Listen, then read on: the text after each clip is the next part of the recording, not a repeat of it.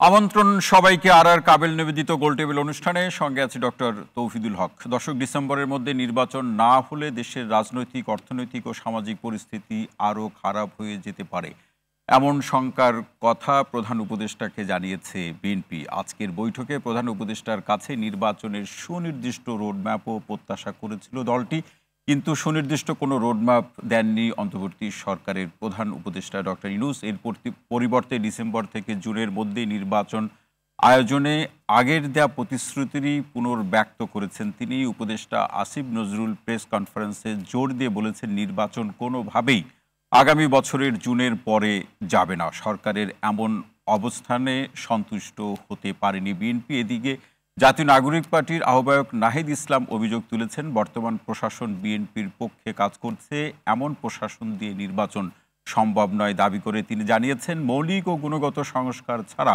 নির্বাচন হলে তাতে জাতীয় নাগরিক পার্টি অংশগ্রহণ নাও করতে পারে।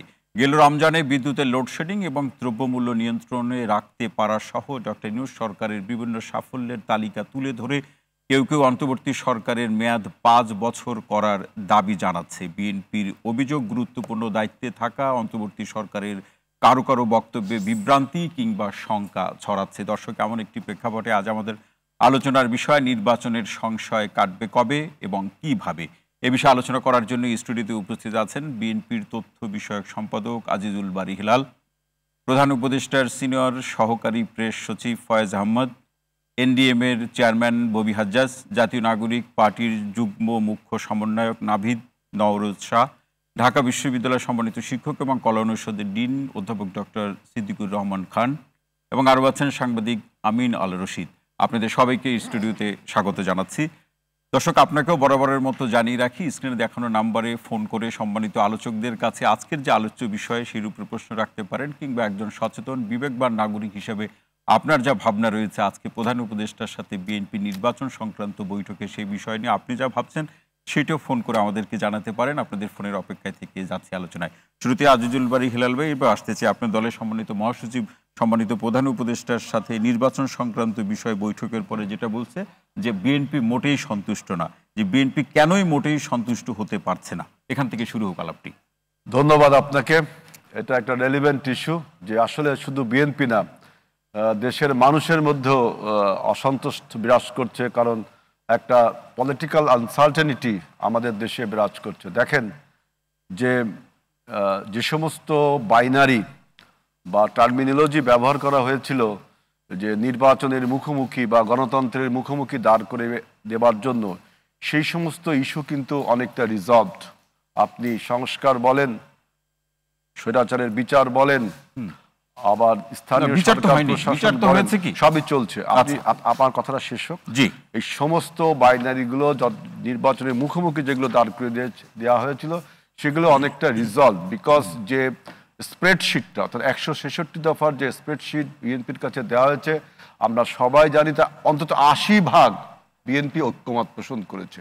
বিএনপি বলছে যে আপনার একটা পলিটিক্যাল লেজিটিমেসি সরকারের আছে, কিন্তু কোনো লিগাল লেজিটিমেসি নেই। এই লিগাল লেজিটিমেসি এবং মানুষের যে গণতন্ত্রের উত্তরণ এবং নির্বাচনের right to vote and right to choose our leader by voting, এই জিনিসটাকে কনফার্ম করার জন্য আমরা বলেছিলাম একটা পরিষ্কার ধারণা মানুষকে দিন, এবং আরো বলেছিলাম যে আপনার মেয়াদ কতদিন। প্রত্যেক সরকারের একটা মেয়াদ থাকে, এটা এমন একটা সরকার তিনি তার মেয়াদের কথা এখনো উল্লেখ করছেন না। পাশাপাশি আপনার নির্বাচনটা কবে হবে, কিভাবে হবে, এই স্কেডিউলটা তিনি ঘোষণা করছেন। এ ব্যাপারে একটা সংশয় কিন্তু আমাদের রয়েই গেল। এবং তারপরে দেখছি সরকারের বিভিন্ন উপদেষ্টারা বলছেন যে এই সরকারের 5 বছর থাকার একটা ইন্ডিসপেন্সিবিলিটি বিভিন্ন এক্সপোজারের মাধ্যমে জনগণ বলছে এইটাই তো একটা আপনার ফ্যাব্রিকেশন, এইটাই তো একটা মতলব।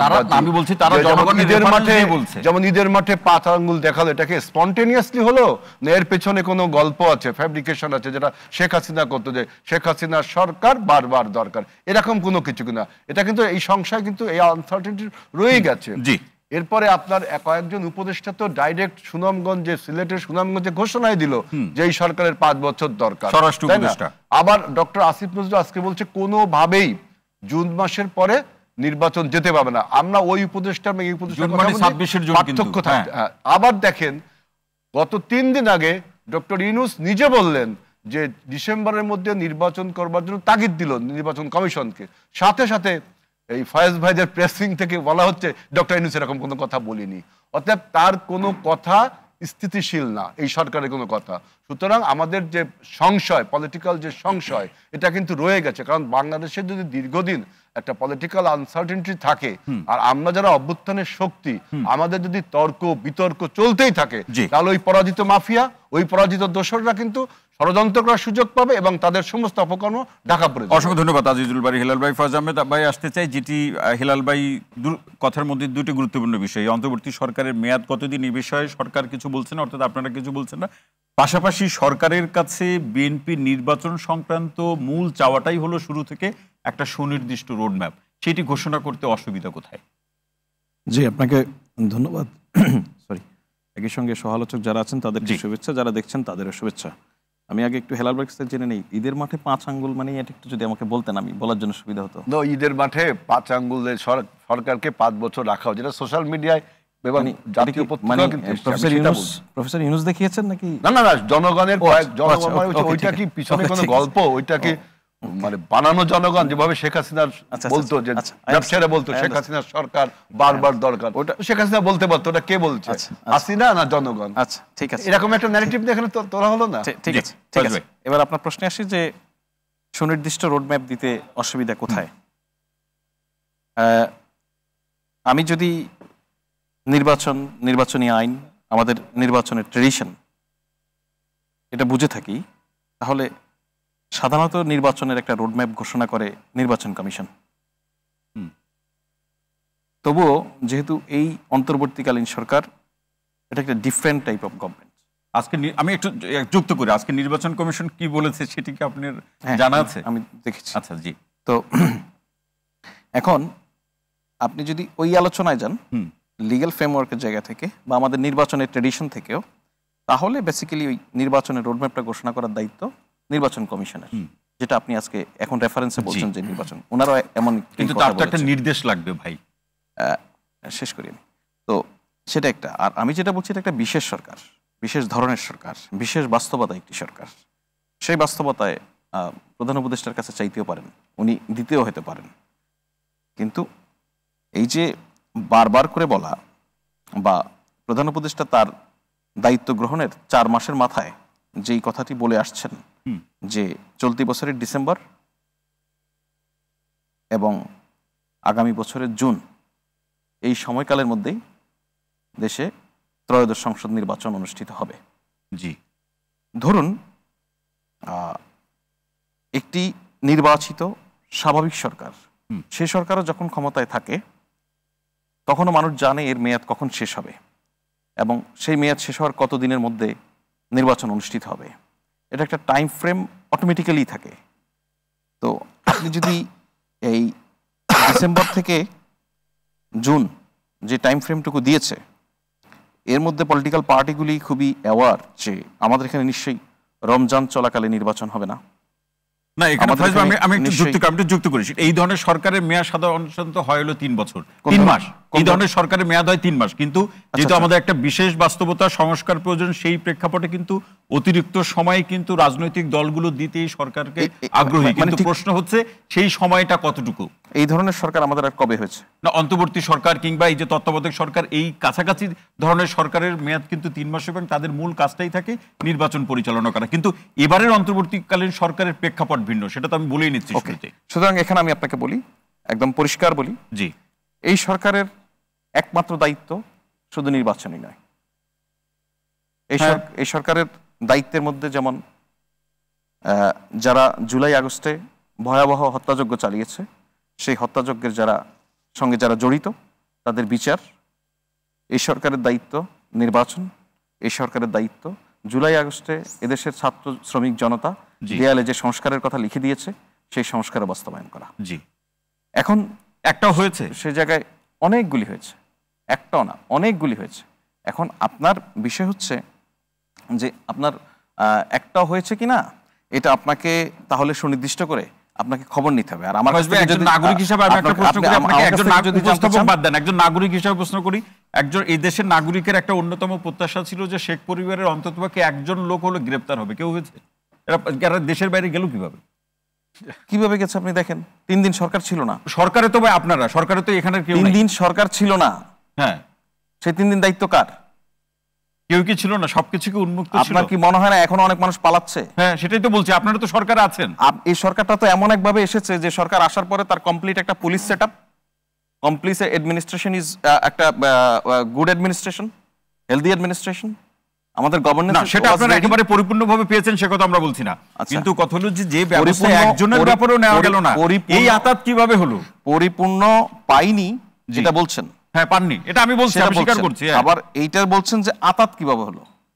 আপনার এই মানে প্রশ্নটা যে আতাত কিভাবে হলো, তার মানে এখানে একটা কনক্লুশন আপনি আসতে পারলেন যে আতাত হলো।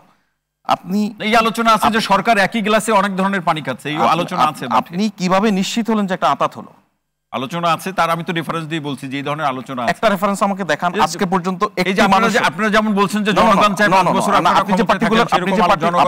আপনি যে পার্টিকুলার প্রশ্নটি করেছেন যে এই আতাত কিভাবে হলো, আপনি আমাকে একজন পলিটিশিয়ানও, বাংলাদেশে এক্সিস্টিং যত পলিটিক্যাল পার্টি আছে, জি, এর মধ্যে কোন একটি পার্টিও কি এই অভিযোগ করেছে সরকার আতাত করেছে?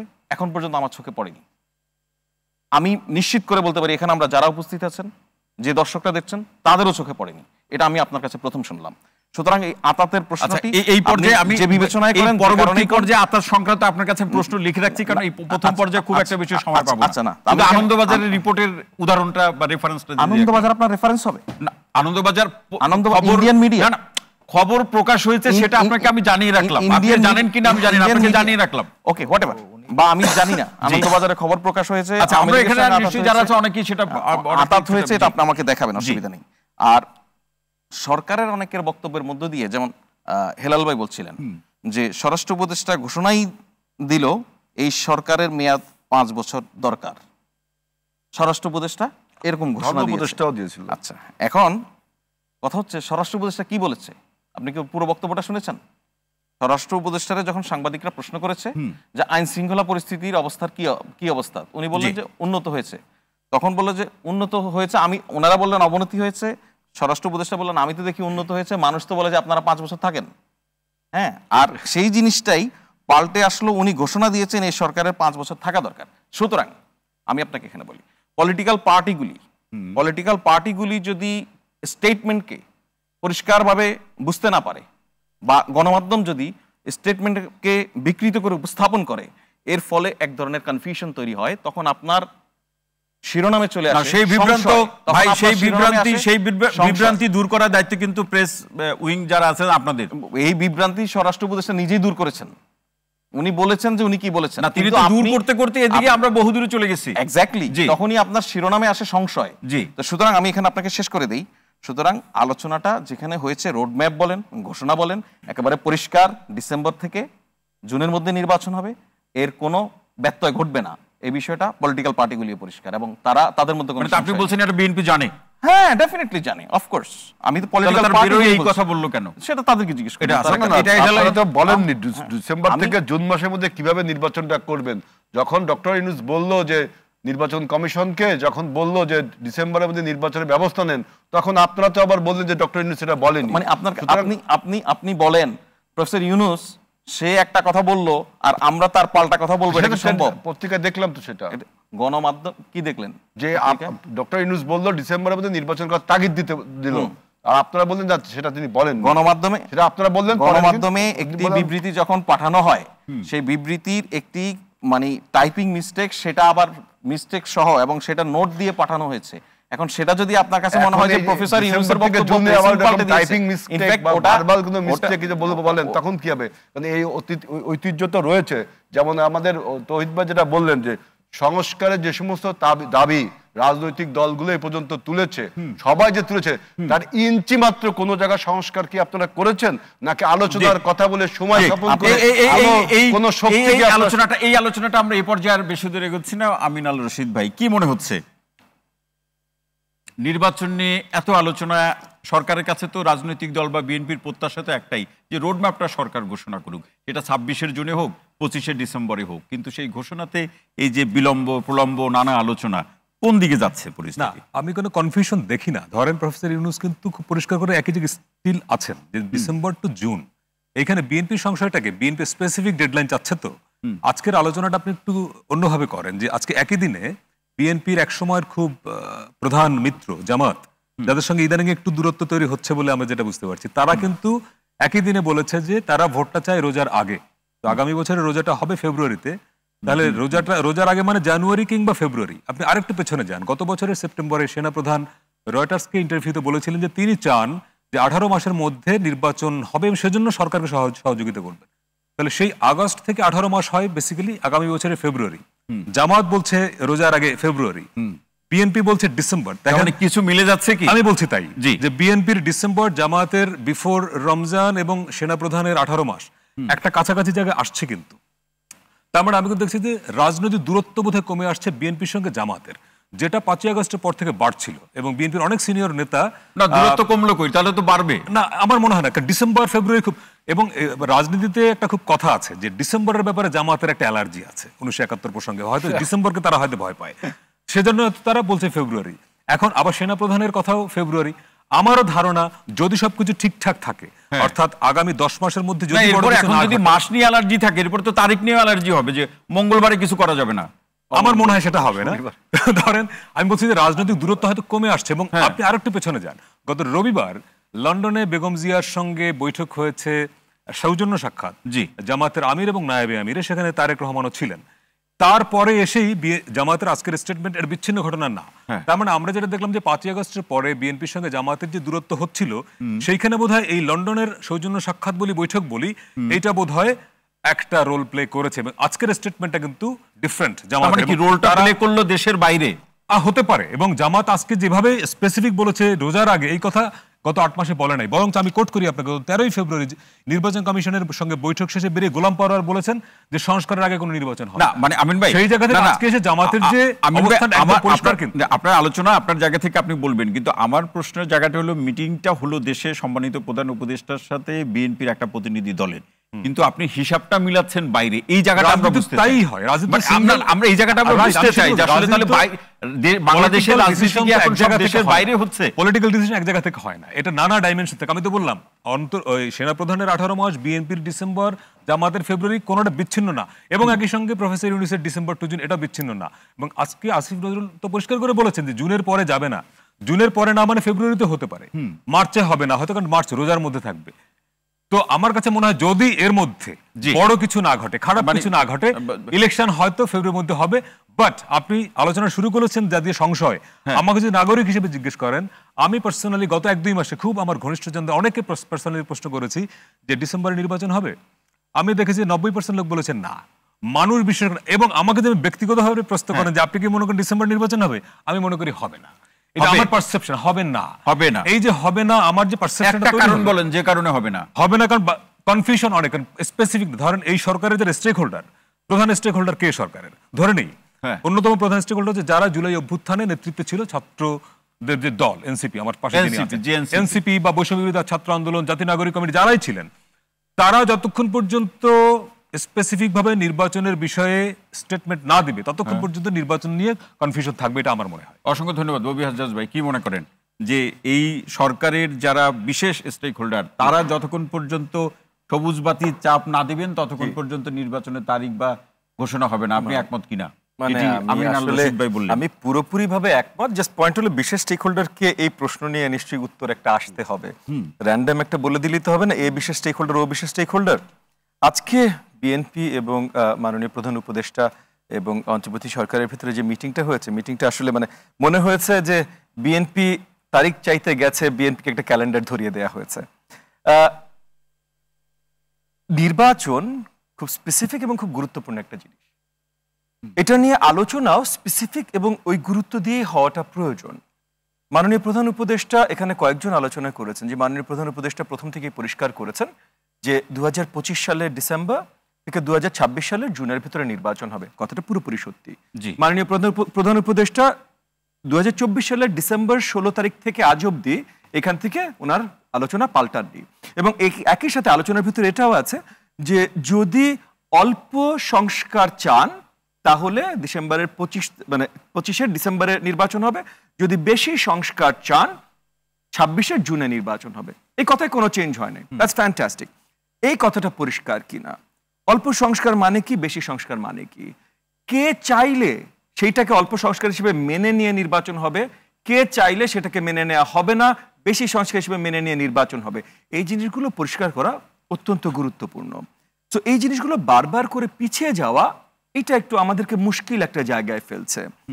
এনসিপির দল নিয়ে কথা হয়েছে, কেন এনসিপির প্রতিনিধি এখানে আছেন, মুশকিলে ফেলছে কি এই যে বোধোদয়ের প্রশ্নে যে বুঝতে অসুবিধা হচ্ছে, নাকি এটা আগে থেকে একটা দূরত্ব গুমট বেঁধে আছে বলেই আসলে এই মুশকিলের জায়গাটা আরো বেশি মুশকিল হয়ে পড়ছে? না, দূরত্ব তৈরি করলেই দূরত্ব হবে। যেমন আজকে এই টেবিলে বসে কেউ কেউ বলছে এত শতাংশ, বলছে হবে না। হ্যাঁ, এখন এইটা আসলে একটু মুশকিল, মানে আমি জানি না ভাই হবে কি হবে না, এবং কেউ জানতে, উপর আল্লাহ তাআলা ছাড়া কেউ বলতে পারে না হবে কি হবে না। আমরা চিন্তা করতেই পারি, আমরা যেটা বলতে পারি চাই কি চাই না। এবং আজকাল অনেকেই বলছেন তারা চান না। এনসিপি থেকে শুনছি সরকারের সাথে ঘনিষ্ঠতা আছে, এমন অনেক জায়গা থেকে বলা হচ্ছে চায় না। এমন অনেক বাতাসে উঠানো হচ্ছে যে নির্বাচন চায় না। এই সরকার তো অরাজনৈতিক, তাহলে কারোর সাথে ঘনিষ্ঠতা হবে কেন আবার? এই সরকার অরাজনৈতিক, ফ্যান্টাস্টিক, তাহলে এনসিপি রাজনৈতিক দল কিভাবে হলো, সরকারের সাথে সম্পৃক্ততা কিভাবে হলো?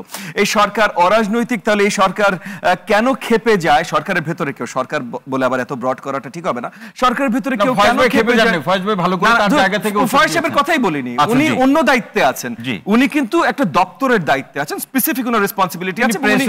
হ্যাঁ, উনি ওই হিসেবে ওই রেসপন্সিবিলিটি। সো ওই যে পলিটিক্যাল মেশিনারি চালাবার, মানে আপনার মন্ত্রণালয় চালাবার বা এই পলিটিক্যাল মেশিনারি চালাবার দায়িত্ব উনি নেই। উনি যে দায়িত্বে আছেন, উনি এক্সপার্টিজ আছে ওই দায়িত্বে, সুন্দরভাবে ওই দায়িত্ব উনি পালন করছেন। উনার পয়েন্ট এখানে না তো। জি, শেষ করুন। আচ্ছা, জি, তাহলে পয়েন্টটা সিম্পল, যে নির্বাচন যেহেতু গুরুত্বপূর্ণ বিষয়, নির্বাচনের প্রত্যেকটা জিনিস ক্লিয়ার করাটা অত্যন্ত গুরুত্বপূর্ণ। অধ্যাপক সিদ্দিকুর রহমান খান স্যার, আসতে চাই আলোচনা যতটুকু এগুলো, প্রশ্নটি আপনার কাছে এরকম যে নির্বাচন এবং সংস্কারের বিষয় যেটি হেলাল ভাই যেখানে শেষ করলেন, যে সরকারের কথা স্থিতিশীল না, এবং আরো কয়েকজন সম্মানিত উপদেষ্টার যে বক্তব্য রেখেছেন এক এক রকম বক্তব্য, যে বক্তব্যগুলো বিএনপি সহ অন্যান্য রাজনৈতিক দলগুলোকে একটা সংশয় বলুন, শঙ্কা বলুন, ভয় বলুন, বা রাজনৈতিক স্থিতিশীলতার প্রশ্নে নানা ধরনের ভাবনা তাদের মধ্যে তৈরি করছে, সেই ভাবনা আগামী দিনে আমাদেরকে স্বস্তি দিবে কিনা?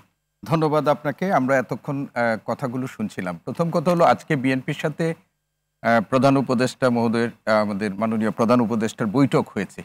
এই বৈঠক শেষে বিএনপি যে বক্তব্য রেখেছে সেটার উপর আমরা কথা বলছি, কিন্তু ব্ল্যাক অ্যান্ড হোয়াইট তারা কিন্তু প্রধান উপদেষ্টার কাছে একটা পত্র, তাদের দলের পক্ষ থেকে একটা মানে আবেদন বলেন, পত্র বলেন, চিঠি বলেন, সেটা তারা হস্তান্তর করেছেন। এবং সেইটা কোনো কোনো পত্রিকাতে পুরোপুরি না হলেও বেশিরভাগ এসেছে এবং আমরা সেটা দেখেছি। সেইখানে বিএনপির যে বক্তব্য, সেই বক্তব্যগুলো আপনারা যদি দেখেন, এবং আমরা যেটা নিয়ে এখানে বিতর্ক করছি এর মধ্যে কিন্তু কিছু ফারাক আমরা লক্ষ্য করেছি। সেখানে বিএনপি তার বক্তব্যের মধ্যে এই অন্তর্বর্তীকালীন সরকারকে এতদিন পর্যন্ত তারা যে সহযোগিতা করছে, সংস্কার প্রশ্নে তাদের যে অবস্থান এবং সরকারকে সহযোগিতার তাদের যে অবস্থান, সেটা তারা এখানে তুলে ধরেছেন। এবং একটা সংস্কার কার্যক্রম যে এখানে বলা হয়েছে যে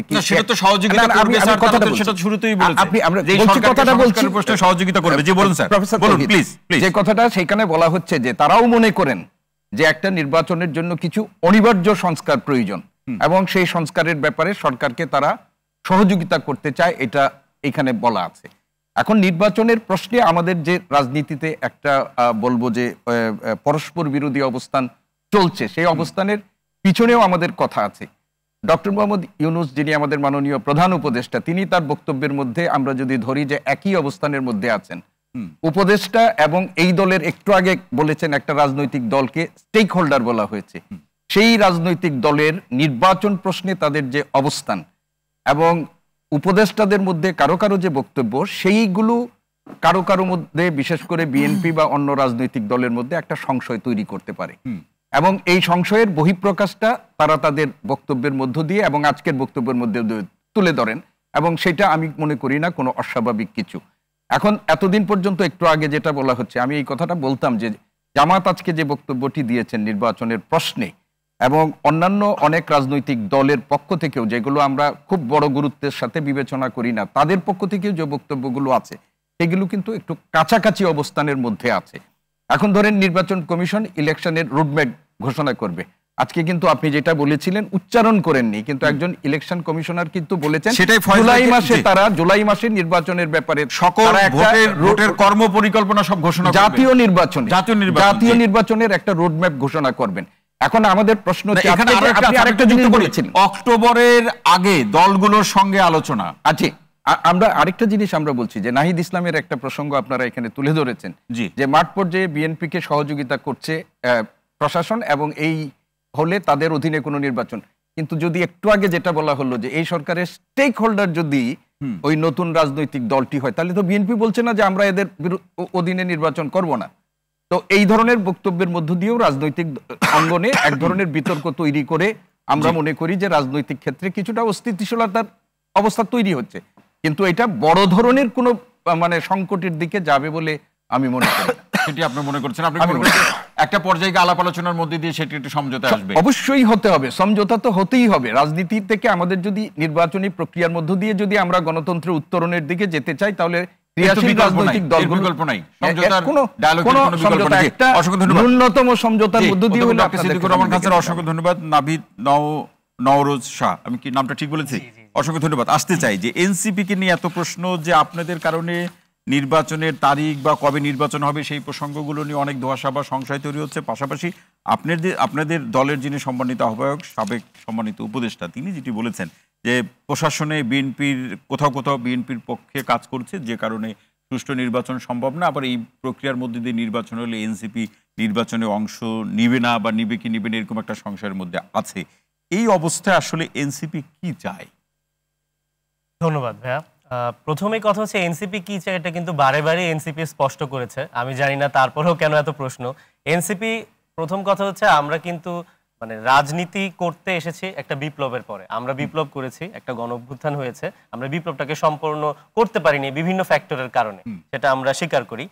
এবং এটাতে শুধু আমাদের যে দোষ সেটাও না, সবাই মিলেই তো বিপ্লবটাকে সফল করতে হবে। যারাই আজকে শ্রদ্ধেয় হেলাল ভাই বললেন যে তারাও গণঅভ্যুত্থানের অংশীদার, তো সবাই মিলে আসলে বিপ্লবটাকে সফল করার কথা ছিল, সেখানে অনেকে সহযোগিতা করেনি দেখে বিপ্লবটা সফল হয়নি। কিন্তু তারপরে কিন্তু এনসিপি যখন রাজনৈতিক দল হিসেবে আত্মপ্রকাশ করেছে, তারা বারে বারেই বলেছে যে আমরা যেহেতু রাজনৈতিক দল হয়ে গিয়েছে আমরা তো নির্বাচনে অংশ নিবই, কিন্তু আমরা নির্বাচনে কখন অংশ নিব? যখন বিচার হবে বা বিচারের একটা প্রক্রিয়া আমরা দেখতে পাবো, দৃশ্যমান প্রক্রিয়া, এবং যখন যে সর্বাত্মক সংস্কারের আশায় এই গণঅভ্যুত্থানটা হয়েছে এবং দেশের সর্বস্তরের মানুষজন রাজপথে নেমেছিল, সেই সংস্কার যখন বাস্তবায়িত হবে তারপরেই এই নির্বাচনের কথা আসতে পারে। তো এই দুটো কথা থেকে আমার মনে হয় না যে এনসিপি কখনো বিচ্যুত হয়েছে। না, তাহলে বিএনপি সহ অন্যান্য রাজনৈতিক দলগুলো যে কাজগুলো সম্পন্ন করে নির্বাচনের কথা বলছেন, তাদের কারণে কোনটা থেমে আছে?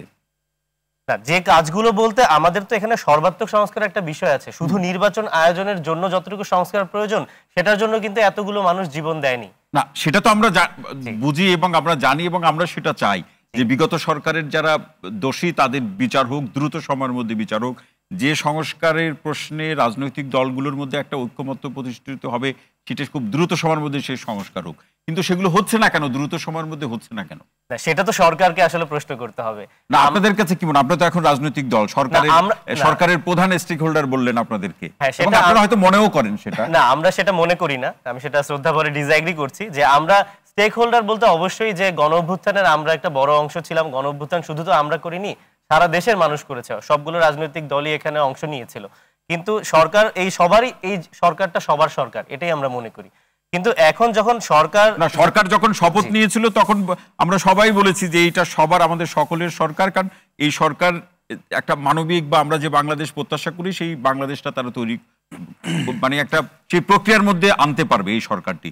কিন্তু এই পর্যায়ে এসে রাজনৈতিক দলের যে বক্তব্যগুলো তারা রাখছে, তাতে কি আপনি মনে করেন যে এই পর্যায়ে সরকারকে সবাই ওন করছে? সরকারকে সবাই ওন করছে না, কারণ যারা নির্বাচন চাইছে তারা তো সংস্কারের আগে নির্বাচন চাইছে। এই ক্ষেত্রে তো আমরা অবশ্যই ডিসএগ্রি করব। তাদের ক্ষেত্রে কি বলবেন?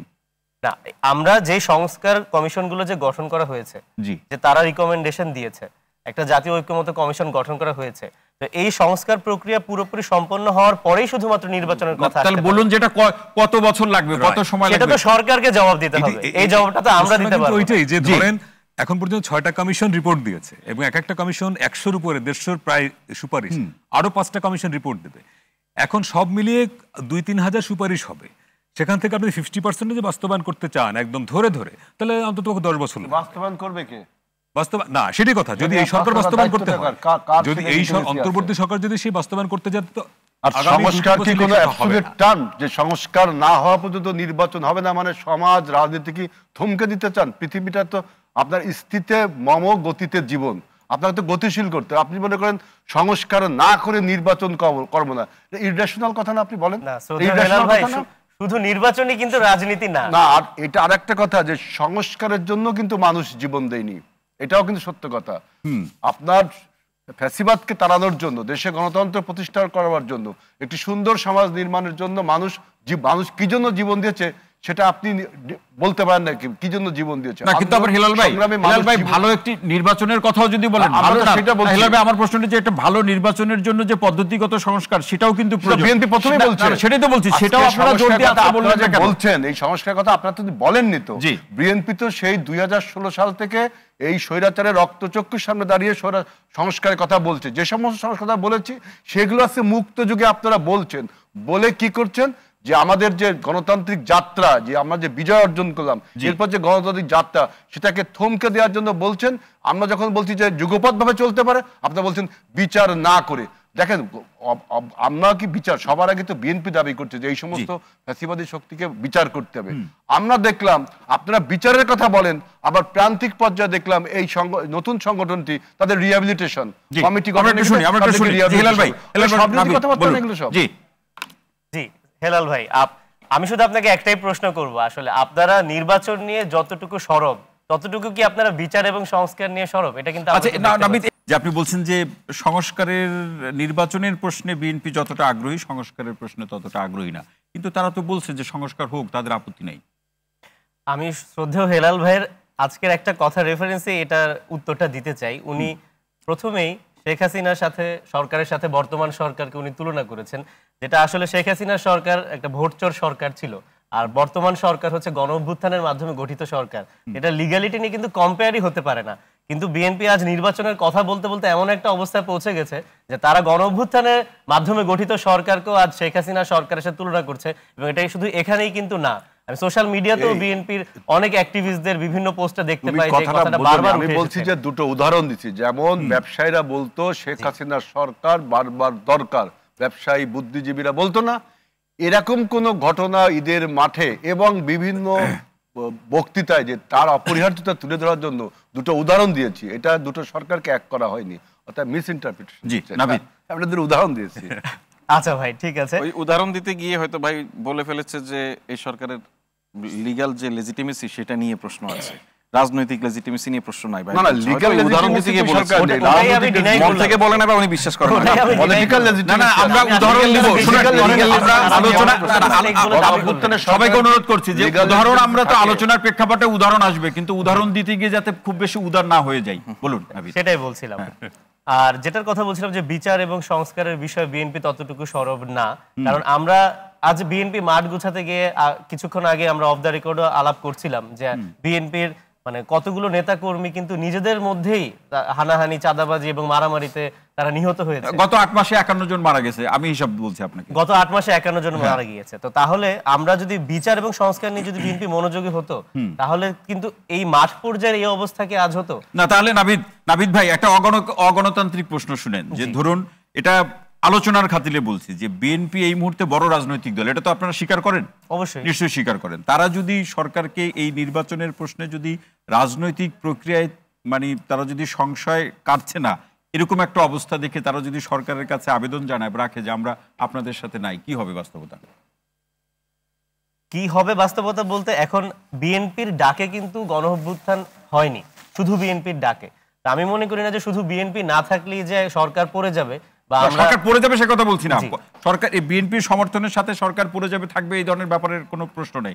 আমার প্রশ্ন হলো যে বিএনপি যদি তার সমর্থনকে সরিয়ে নেয়, যে নির্বাচনের সুনির্দিষ্ট রোডম্যাপ ঘোষণা না করলে আমরা সরকারের যে সমর্থন করেছিলাম সেই সমর্থনের জায়গাতে আমরা এক থাকছি না, কি অবস্থা দাঁড়াবে বর্তমান? তাহলে কি অবস্থা, তখন কি বিএনপি তাহলে অস্বীকার করছে যে তারা সংস্কার চায় না? না, তারা এটা তো বলছে না, কিন্তু আমরা বলছি তাহলে তো তারা সরে যাওয়ার কোনো সুযোগ নেই। কিন্তু কতদিনের সংস্কার, কি সংস্কার, এই জায়গাতে প্রশ্ন রাখার অধিকার তো বিএনপির আছে। সেটার উত্তর তো আমার মনে হয় সরকার দিয়েছে। মানে আমরা সরকারের কেউ না, কিন্তু আমরা তো সরকারের এই কথাটাতে আস্থা রাখছি যে ডিসেম্বর থেকে জুনের মধ্যে নির্বাচন হবে না। কিন্তু আপনারা আপনারা ঘোষণা দিলেন যে প্রশাসনের পক্ষ থেকে, প্রশাসনের একটা অংশ বিএনপির পক্ষে কাজ করছে, সেই জায়গা থেকে নির্বাচন তুলে ধরেছি। অবশ্যই বাস্তব, বিএনপি তো বাস্তবতার কথার বাইরে কিছু বলছে না। এখন প্রশ্ন হচ্ছে যে আপনারা যদি বলেন যে আপনারা নির্বাচনে অংশই নেবেন না, তাহলে সেটা কেমন বাস্তবতা? না, এখন যদি মৌলিক সংস্কারগুলো না হয় তাহলে এই নির্বাচনে অংশ নেওয়ার মানেটা কি? তাহলে সেই মৌলিক সংস্কারের জন্য তো আপনারা সরকারকে চাপ দিবেন।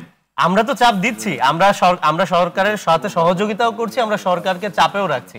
সরকারের জন্য মানে আমার সংস্কার হচ্ছে আমাদের সর্বপ্রথম ম্যান্ডেট, এবং এটার জন্যই কিন্তু আমাদের রাজনীতিতে আসে, এবং এটাকে কিন্তু এখন আমরা আপহোল্ড সেটা টিকে থাকবে। সেই জায়গা থেকে আপনারা আছেন? অবশ্যই আমরা সেই জায়গাতে আছি। মানে সংস্কারের প্রশ্নে, বিগত সরকারের বিচারের প্রশ্নে আপনারা সরকারকে চাপে রাখবেন, এই জায়গাতে আপনারা আছেন? আমরা সেই জায়গায় আছি, এবং আমরা কিন্তু বারবার এটাই বলছি যে বিচার, সংস্কার, নির্বাচন, এর বাইরে কিন্তু আমাদের বিচার, সংস্কার, নির্বাচন যুগপৎ ভাবে, তাই না? এনসিপির সঙ্গে বিএনপির তফাৎটা এই জায়গাটাই। এনসিপি বলছে যে মানে অগ্রাধিকার তাদের যেটা ঠিক করেছে, সরকারের সঙ্গে এনসিপির, আমি কেন স্টেক হোল্ডার বলেছি, সরকারের সঙ্গে এনসিপির এই জায়গাটা বিরাট মিল। সরকারও কিন্তু বলছে তাদের অগ্রাধিকার হচ্ছে 1 নম্বর বিচার, 2 নম্বর সংস্কার, 3 নম্বর নির্বাচন। এনসিপি তাই বলছে। বিএনপি বলছে যে না, 3টা একসঙ্গে হইতে হবে। ফলে পার্থক্যটা অ্যাপারেন্টলি অনেক বড়। আবার যদি আপনি দুইটা পার্টি, যে আমরা চাকে থেকে বলছিলাম, যদি এনসিপি বিএনপি একসঙ্গে টেবিলে বসে, এটা কিন্তু আবার কমে আসবে। ওই জায়গাটা খুব জরুরি। এই প্রশ্নটা আপনার কাছে দেখেন, আমি একটু ফয়েজ ভাইয়ের কাছে এই প্রশ্নটা থাকলো, কে বসাবে? সমন্বয় নিয়ে প্রশ্ন। ফয়েজ ভাই একটু আলাপটা আপনার সাথে একটু বড় করতে চাই। যে প্রশ্নটি হলো যে এই সরকারের অনেকগুলো সফলতা আছে, কিন্তু সেই সফলতাগুলো রাজনৈতিক দলগুলো কতটা গ্রহণ করছে, আপনারা কিভাবে দেখছেন? জি, সে বিষয়ে বলার আগে একটু বলি যে এনসিপিকে, আমিন ভাই যেটা বলছিলেন যে এনসিপিকে সরকারের স্টেক হোল্ডার, এটা সত্য। এনসিপি সরকারের স্টেক হোল্ডার, অনেকগুলি স্টেক হোল্ডার মধ্যে একটি, প্রধান না। এবং এটাও ফাইন বলেন ভাই, এবং ভালো একটা কথা শুনলাম, এবং এনসিপি সরকারের এবং গণ অভ্যুত্থানের যে সমস্ত শক্তি, সেই শক্তির একটি অংশ হচ্ছে এনসিপি। আচ্ছা, সেই শক্তির যে অগ্রভাগের সেনানী যদি বলেন, সেই সেনানীদেরও একটি অংশ এনসিপি। এনসিপি মানেই গণ অভ্যুত্থান নয়। এনসিপি গণ অভ্যুত্থানের স্পিরিটকে ধারণ করে, তারা সেই ঘোষণা দিচ্ছে, সেটা তাদের বিষয়। এই গণ অভ্যুত্থানের স্পিরিটকে ধারণ করা যে অংশটা, ধরুন নাগরিক কমিটিকেও আমি যদি বলি, সেই নাগরিক কমিটির পুরো অংশটিও এনসিপিতে নেই। বৈষম্য বিরোধী, আমি আপনার কথাটাই বলছি ভাই, আপনি খুশি হবেন। সেই জায়গাটি বৈষম্য বিরোধী। সুতরাং আপনার সংক্ষিপ্ত হতে হতে হতে আজকে আপনার একটা সংগঠন হয়েছে, তাই তো? সুতরাং সরকার থেকে এটা হচ্ছে রূপান্তর। সুতরাং এই যে বিবর্তন, সরকারকে বুঝাতে গিয়ে আপনারা এনসিপির সঙ্গে সরকারের ঘনিষ্ঠতা এত দেখেন যে, বা নাগরিক কমিটির সঙ্গে, বৈষম্য বিরোধী ছাত্র আন্দোলনের সঙ্গে এত ঘনিষ্ঠতা দেখেন, এত ঘনিষ্ঠতা, কেউ তো বলে যে 1 মায়ের 2 ভাই। হ্যাঁ, সেটা কেউ বলে, এই যে কেউ বলে বলছেন তো, আমি শেষ করি। কেউ বলে নিজের কথাটা বলা সহজ। তো 1 মায়ের 2 ভাই, 2 ভাই মানে 2 সন্তান। 5 আগস্ট বা 8 আগস্টের পরে যে কটা দাবি এখন পর্যন্ত সরকারের কাছে করেছে, রাষ্ট্রপতির অপসারণ, কয়েকজন উপদেষ্টাকে নিয়োগ দেওয়ার তীব্র বিরোধিতা, জুলাই সনদ ঘোষণার জন্য আপনারা তারিখ ঘোষণা করেছিলেন, সংবিধান বাতিলের জন্য দাবি তুলেছিল, এর প্রত্যেকটি তো সরকার পালন করেছে। ওদের সবকটি হয়েছে আপনাদের মত অনুযায়ী। সুতরাং এই যে বলার জন্য অনেক কিছু বলা যায়, বলার জন্য আপনি ধরেই নিতে পারেন যে এমন ভাবে বলেন যে আপনি শেষের 3টা বললেন, আমি বুঝতে পারিনি ভাই, এই 3টা যে রাষ্ট্রপতির অপসারণ, জি, এগুলো সরকার মেনে নেয় না, সেটা বলছেন না। ঘোষণাপত্র যে প্রসঙ্গ, এটা কোনটা হয়েছে? হয় নাই তো, সেটাই তো সব দাবি এনসিপির, কিন্তু আপনারা যেভাবে হলো না কেন, ওই জায়গাটা তো আমার প্রশ্ন, হলো না কেন? ধরুন আওয়ামী লীগ সরকারে দলের দিক থেকে একটা দাবি উঠবে, মানে তো ওটা আওয়ামী লীগেরই ব্যাপার, তাই না? শুধু বিএনপি সরকারে, বিএনপির দলের থেকে একটা দাবি উঠা মানে এটা বিএনপিরই ব্যাপার। তাহলে এনসিপি কে আপনারা সরকারের বলছেন, তো এনসিপির যে কটা দাবি এখন পর্যন্ত উঠেছে, একটিও কি কেউ মেনেছে এই সরকার? সরকার মানছে না কেন? রেশনালিটি ইনরেশনালিটি দেখতে হয়। এক্স্যাক্টলি কারণ দাবিগুলির সঙ্গে আপনাদের সবকিছু অযৌক্তিক মনে হচ্ছে। দাবিগুলির সঙ্গে আমি বলছি দাবিগুলির সঙ্গে তাদের যে দাবি, তাদের যে স্পিরিট, সব জায়গা থেকে হয়তো তারা মনে করে সেটা ঠিক আছে, কিন্তু এই সরকার বলছে যে এই সরকার গণ অভ্যুত্থানের সঙ্গে জড়িত সকল শক্তির একটি সম্মিলিত প্রয়াস। সরকার যতগুলি সিদ্ধান্ত নেয় এই সমস্ত ক্ষেত্রে সকল পলিটিক্যাল পার্টি, সকল স্টেক হোল্ডার মতামতের ভিত্তিতে নেয়। মতামতে অধিকাংশ মতামত ওই দাবিগুলির বিপক্ষে ছিল, সেটাতে থেকেছে। আপনি তো তখন বলেন এনসিপির দাবি অনুযায়ী নিয়ে নিয়েছে, এই একটি আমি আপনাকে বললাম। সুতরাং এই স্টেক হোল্ডার বলতে শুধুমাত্র এনসিপিকে বলার মধ্য দিয়ে গণ অভ্যুত্থানের অন্য শক্তিগুলিকে যেই বলছেন সে অপমান করছেন, অবজ্ঞা করছেন, এটা উচিত নয়। আবার শহীদের সংখ্যা ভাগ করতে গিয়ে আমার অধিকাংশ শহীদ এটা বলার মধ্য দিয়েও আপনি অন্য শহীদদেরকে সংখ্যালঘুতে পরিণত করছেন। আমরা আমাদের রাজনীতিতে অন্তত এই ধারা থেকে বের হতে চাই, সেই ধারা থেকে বের হওয়ার বিষয়ে আলোচনা চলছে। আর আপনার প্রশ্ন হচ্ছে সরকারের অনেক সাফল্য আছে, কিন্তু সেটা রাজনৈতিক দলগুলো কতটা স্বীকার করে? স্বীকার করতে হবে কেন? স্বীকার করতে হবে না ভাই, কেন অ্যাকনলেজ করবে না? এই সরকার কি এমন কোন সরকার যে সরকার হচ্ছে আমার এই সাফল্যের ডাকডোল পিটিয়ে আগামীবার ইলেকশন আসবে আমাকে ভোট দিতে হবে? কোনো দরকার নেই। সরকারের কোনো সাফল্য নিয়ে কোনো পর্যায়ে কোনো ধরনের প্রশংসার কোনো দরকার নেই। সরকারের সকল ব্যর্থতা নিয়ে সবাই কথা বলে, কোথায় বললে সবাই ওই যে দেখছেন ভাই বলছে সাফল্য কোথায়? কোথায় না, এই যে সরকারের সাফল্য নয়, সাফল্য নয়, সরকারের ব্যর্থতা নিয়ে কথা বলুন, এতে বাংলাদেশের অগ্রগতি হবে। সরকারের সাফল্যের প্রশংসা করতে গিয়ে আমরা নতুন এক তোষামোদীর যন্ত্রের মধ্যে ঢোকার কোনো দরকার নেই। সরকারের সাফল্য বয়ানের জন্য এই সরকার নাগরিকরা দায়িত্ব দিয়েছে অভ্যুত্থানের মধ্য দিয়ে, সরকার তার যে কাজ সেটা করবে। সরকার যে জায়গায় ব্যর্থ হবে সে জায়গায় নাগরিকরা চোখে আঙ্গুল দিয়ে দেখিয়ে দিবে।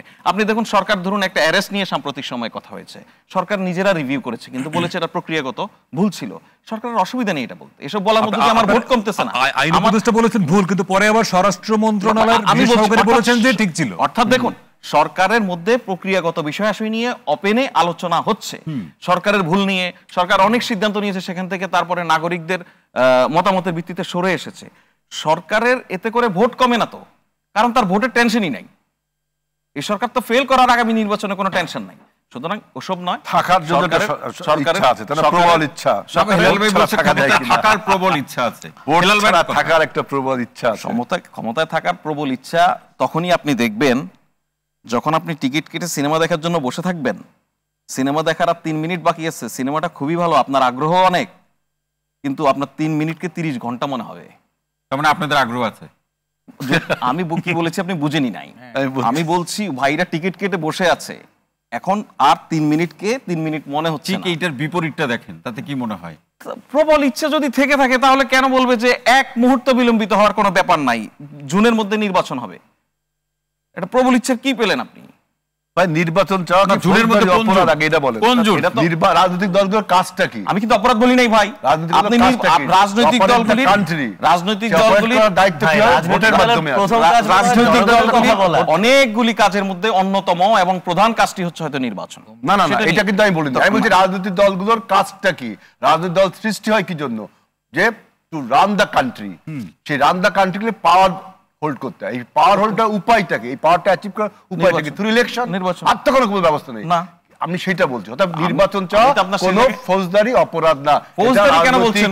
তাদের কোনো পর্যায়ে দায়িত্ব এবং কর্তব্য। ফৌজদারি নয় তো ভাই, ফৌজদারি নয় তো কোনো পর্যায়েই সেটা কোনো অপরাধ নয়। আমি তো সেটা বলছি। তাই তো বলছেন। তা আপনি বলছেন যে প্রলম্বিত করার চেষ্টা, ক্ষমতা আঁকড়ে থাকার চেষ্টা, আপনি সেটা কিভাবে নিশ্চিত হলেন? সেটা কিসের ভিত্তিতে আপনি বলছেন? ওই যে আপনি যে বিভিন্ন এক্সপোজার দিচ্ছেন, যেমন আমি বলি, এখন কথা বললে অনেক কথা বলায়, এই যে আপনার ইনভেস্টমেন্ট সামিটটা হলো, আমরা যারা রাজনীতি বিজ্ঞানের ছাত্র, আপনারা যারা পলিটিক্যাল সায়েন্স এবং অর্থনীতি ছাত্র, আমরা জানি যে পলিটিক্যাল আনসার্টেনিটি কখনো কোনো বিনিয়োগ হয় না। তারপরেও আপনার একটা বিনিয়োগ সম্মান করলেন। ওই দেশের ভিতরে যে সমস্ত আপনার বিদেশি কোম্পানি আছে, তাদের তৃতীয় ক্যাটাগরির যে সিও গুলো আছে, তাদের নিয়ে একটা সুন্দর পাওয়ার পয়েন্ট প্রেজেন্টেশন দিয়ে মানুষকে ভেলকি লাগাই দিতে চান কি 3100 কোটি টাকা বিনিয়োগ হয়েছে। আপনি খরচ করলেন 5000 কোটি টাকা, বলছেন 5 কোটি টাকা, সরি 5 কোটি টাকা, আর বলছেন 3100 কোটি টাকা বিনিয়োগ। কোথার থেকে হলো, কে করলো, কোনো তথ্য আমরা পেলাম না। আবার দেখলাম যে বিমস থেকে যা বলছেন যে আমরা শেখ হাসিনাকে এক্সট্রাডিট করতে চেয়েছি, আমরা গঙ্গার পানি চুক্তি করতে চেয়েছি, কত কথা বললেন। ভারতের মিডিয়াগুলো বললো যে এরকম কোনো কথা বলেনি, কিন্তু আপনারা তো বললেন না। আপনারা যখন বললেন ভারত কি বললো সেটা তো বললেন না। এই যে বিভিন্ন এক্সপোজারের মাধ্যমে আপনার রেসপন্সিবিলিটি প্রমাণ করতেছেন। আমি শেষ করি কথা, এই জন্য বলছি যে আপনাদের প্রতি আমাদের সংশয়। আরেকটি কথা দেখেন, আমাদের এই যে নাভিদ নওরাজ বলছে বিচারের ব্যাপারে তারা কতটা আন্তরিক, আবার এটা নিয়ে সন্দেহ। কারণ দেখেন সার্জিস কি বললো, সার্জিস বলছে যে কম অপরাধ, বেশি অপরাধ, বাজারি অপরাধ তাদেরকে ক্ষমা করে দিতে পারে। আসিফও একই কথা বললো, তাই না? তারপরে আমরা দেখলাম যে আপনার, তার মানে কি রাজনীতির মধ্যে তারপরে দেখলাম, দেখেন আমি বলি, তারপরে দেখলাম যে স্থানীয় সরকারের যে সমস্ত আওয়ামী লীগের তো একচেটিয়া স্থানীয় সরকার আপনার প্রতিনিধি ছিল, তাদের নিয়ে তারা বৈঠক করলো। একদিকে আপনি বিচার বলছেন, আর একদিকে রিহ্যাবিলিটেশন করছেন, অর্থাৎ আপনি এই বিচারটাকে মিন করে না। বিএনপি মিন করে বিএনপি বলছে যে আওয়ামী লীগ দল হিসাবে বিচার হওয়া উচিত, এবং এই দলে যে সমস্ত ইন্ডিভিজুয়ালস গুলো আপনার কারাপশন এবং জেনোসাইডের সাথে জড়িত তাদের বিচার হওয়া উচিত। আমরা মিন করি। অসংখ্য ধন্যবাদ। আমি ফাইজ ভাই পরে আবার শুনছি আপনার কাছ থেকে আরেকটু প্রশ্ন থাকলেও আমরা একটু শুনে আসতে চাই। আমিন আল রশিদ ভাই, আপনি শুরুর দিকে প্রথম দিকে আলোচনায় বলছিলেন যে আসলে এই যাদের মধ্যে আমরা দূরত্বের কথাগুলো শুনছি বা একটা রাজনৈতিকভাবে একটা পরস্পর দূরত্বের জায়গায় দাঁড়িয়েছেন, তারা নির্বাচন সংস্কার এবং বিচারের প্রশ্নে একসাথে বসালে এই আলোচনাগুলো বা এতটা সংশয় হয়তো থাকবে না। এখন প্রশ্ন হলো বসাবে কি? বসাবে অন্তর্বর্তী সরকার। কারণ অন্তর্বর্তী সরকারের তো ফার্স্ট ভাই যেরকম বলল, তার তো কোনো পলিটিক্যাল এজেন্ডা নাই। আগামী নির্বাচনে সে ক্ষমতায় আসবে, ভোট করবে, সেই এজেন্ডা তার তো নাই। এবং প্রফেসর ইউনূসের যে একটা ইন্টারন্যাশনাল গ্রহণযোগ্যতা, উনি ডাকলে তো কে না যাবে, তো উনি বসাবেন। তাহলে এটা খুব সহজ কাজ। এবং আমার কাছে মনে হয় যে রাজনৈতিক দলগুলোর মধ্যে পারস্পরিক বিভেদ মানে বা দূরত্ব অনেক বেশি না আমার কাছে মনে হয়। ইভেন এনসিপির সঙ্গে বিএনপির দূরত্ব আমি তো বললাম, বিএনপি কিন্তু সংস্কারের বাইরে নাই, এনসিপিও কিন্তু প্রক্রিয়ার মধ্যে মানে হয়তো একটু ঘাটতি আছে। এনসিপি চাচ্ছে যে প্রত্যেকটা ধাপে ধাপে হয়ে লম্বা সময়ের পরে, এবং এনসিপির আইডিয়া অনুযায়ী ইলেকশনটা অনেক প্রলম্বিত হবে। বিএনপি বলছে না, ডিসেম্বরের মধ্যে দাও, ইলেকশন সংস্কার বিচার একসঙ্গে হবে। এখন এই যে দূরত্ব, আইডিয়ার জায়গায় দূরত্ব, প্রয়োগের জায়গায় দূরত্ব, এইটা মিনিমাইজ করবার জন্য প্রফেসর ইউনূস যদি একটা সম্মিলিতভাবে ডায়ালগের আয়োজন করেন, বিচ্ছিন্ন বিচ্ছিন্ন না, সব মেজর পার্টিগুলো কিনে, তখন কিন্তু ওনার মুখোমুখি বসা থাকে। টকশোতে আপনি বসছেন তো, আধা ঘন্টার মধ্যে হেলাল ভাই আর নাভিদ ভাই কথা বলছেন, এটা হবে না। পার্টির প্রধানদেরকে মুখোমুখি বসান না, এবং এইটা অন্তর্বর্তী সরকার চাইলে এটা সম্ভব। যে অবস্থায় গিয়েছে তাতে কতটা সম্ভব? খুব খারাপ হয় না, এখানে আওয়ামী লীগ বিএনপির মতো হয় না। আবার আমরা এই কথাও শুনি, মানে নিশ্চয়ই আপনি একজন সাংবাদিক হিসেবে জানেন যে ভিতরে যে আলোচনা হয়, এসে আবার সাংবাদিকদের কাছে রাজনৈতিক এইটা পলিটিক্যাল পার্টির স্ট্যান্ডবাজি থাকে। ওনারা ভিতরে একরকম বলেন, বাইরে এসে আরেক রকম বলেন। এই স্ট্যান্ডবাজিতে তো আমরা নাগরিকরা একদম মোটামুটি চিড়েচাপটা অবস্থা না, কিন্তু এখন ভেতরে আসলে কি হয়েছে আমি তো জানি না। আমরা পারসেপশন থেকে অনেক সময় বলি। আজকে এই যে নির্বাচনের সংশয়, এই সংসার কারণটা তো পারসেপশন। মানুষ মনে করছে ইলেকশন হবে না, আমিও মনে করছি ইলেকশন ডিসেম্বরে হবে না, পারসেপশন, কিন্তু হয়েও তো যেতে পারে। এখন পারসেপশনটা নানা কারণে তৈরি হয়, এবং পারসেপশনটা দূর করবার দায়িত্ব হচ্ছে সরকারের। সরকার দায়িত্ব হচ্ছে না, আমরা অবশ্যই করবো, এবং এই পারসেপশন তৈরি না হয় সেজন্য সরকার অনেকগুলো রোল প্লে করতে হয়, মানে তাকে বিশ্বাসযোগ্যভাবে উপস্থাপন করতে হয়, এবং রাষ্ট্রের অন্যান্য যে প্রবলেমগুলো সলভ করবার ব্যাপারে সরকার আন্তরিক থাকতে হয়। তখন কিন্তু পারসেপশন, এই যে মানুষ যে বিশ্বাস করতে চায় না ইলেকশন হবে ডিসেম্বরে, ওইটা কমে আসবে। ফলে সমস্যাটা পারসেপশনে, আর কিছু না। না, এই জায়গাতে আরেকটি প্রশ্ন, আপনি সেই পারসেপশনের প্রসঙ্গ ধরে যখন সরকারের বৈধতা অবৈধতার প্রশ্ন, নানা ধরনের প্রসঙ্গ বা এই সরকারের প্রশ্নটি শেষ হয়নি, সেই প্রশ্নগুলো যখন নিয়ে আসে অন্তর্বর্তী সরকারের মেয়াদ কতদিন, এই গণঅভ্যুত্থানের মধ্যে দিয়ে গঠিত এই সরকারের সাথে এই শব্দগুলো বা বিশেষণগুলো কতটা প্রাসঙ্গিক, সে যেই বলুক, আলোচনায় তো আসবেই। এই সরকারের সাংবিধানিক বৈধতা নিয়ে প্রশ্ন উঠেছিল, এবং সেটা সলভ করবার জন্য আমাদের সংবিধান 106-কে যেতে হয়েছে। ফলে এখন কিন্তু এই সরকারের সাংবিধানিক বৈধতা নিয়ে প্রশ্ন নাই, আছে পলিটিক্যাল লেজিটিমেসি, যে আপনি তো পলিটিক্যালি নির্বাচিত হয়ে আসেন নাই, তো অন্তর্বর্তী সরকার তো পলিটিক্যালি লেজিটিমেট, সেটা সে দাবি করে নাই। বিতর্কটা তৈরি হয়েছে সম্প্রতি আমাদের মৎস্য উপদেষ্টা ফরিদা আপার একটা মন্তব্যে, যে ওনারা বলেন, উনি প্রশ্ন রেখেছেন যে কে বলে আমরা অনির্বাচিত। উনি প্রতীকী অর্থে বলেছেন যে যেহেতু গণঅভ্যুত্থানের মধ্যে দিয়ে সরকারটি এসেছে এবং 8ই আগস্ট যে সরকারটি গঠিত হয়েছে, সমস্ত রাজনৈতিক দলের একটা ঐকমত্য ছিল, বলে এক অর্থে পরোক্ষভাবে তারা নির্বাচিত। কিন্তু পরের দিন বিএনপি নেতা সালাউদ্দিন আহমেদ বলেছেন না, আমরা আপনারা অনির্বাচিত, প্রতিদিন আমরা মনে করিয়ে দেবো। এখানে মনে হচ্ছে বিষয়টা কনফ্লিক্টিং, কিন্তু আমার কাছে মনে হয় না, অনেক অনেক ব্যবধান আমার কাছে মনে হয় না। অন্তর্বর্তী সরকার নির্বাচিত না, এটা যেমন সত্য, আবার তারা নির্বাচিত এক অর্থে। না, কিন্তু আবার বিএনপি সহ অন্য অনেকেই তো বলছেন যে এরা অরাজনৈতিক বা এরা নির্বাচিত অনির্বাচিত, সেটা ঠিক আছে, কিন্তু তাদের একটা পলিটিক্যাল ভিশন আছে। পলিটিক্যাল ভিশন থাকবে না কেন? ডক্টর ইউনূস নিজেই বলেছেন যে তিনি মনে করেন যে ছাত্রদের দল করা উচিত, এবং তিনি তার বক্তৃতায় বারবার বলেন যে আমাকে বা আমাদেরকে বসিয়েছে ছাত্ররা, তারা যখন বলবে আমি চলে যাব। না, তাহলে আপনি কি এবার বুঝতে পারছেন যে বিএনপির ভয়ের জায়গাটা কোথায়? বিএনপির ভয়টা শুধু বিএনপির, অন্যান্য অনেক দলেরই আছে, কিন্তু সরকার, আমি বলছি পারসেপশনটা ঠিক করে। সরকার যদি মনেই করে বা বিশ্বাস করে যে হ্যাঁ জুনের মধ্যে নির্বাচন দিয়ে দেবে, এবং বিএনপি এটা বিশ্বাস করে না কেন সেটা বিএনপিকে প্রশ্ন করতে হবে যে আপনারা কেন বিশ্বাস করছেন না। বলে আমার কাছে এখন পর্যন্ত মনে হয় না যে নির্বাচন জুনের পরে যাবে। সরকারের বডি ল্যাঙ্গুয়েজে বা সরকারের, অন্তত আজকে প্রফেসর আসিফ নজরুল যে কথাটা বললেন, আমরা এটা বিশ্বাস করতে চাই যে হয়তো জুনের পরে যাবে না, কিন্তু বিএনপিকে বিশ্বাস করাতে হবে বা বিএনপির আস্থায় আনতে হবে বিএনপিকে যে না ভাই জুনের পরে যাচ্ছে না। কিন্তু অসুবিধাটা হচ্ছে কোথায়?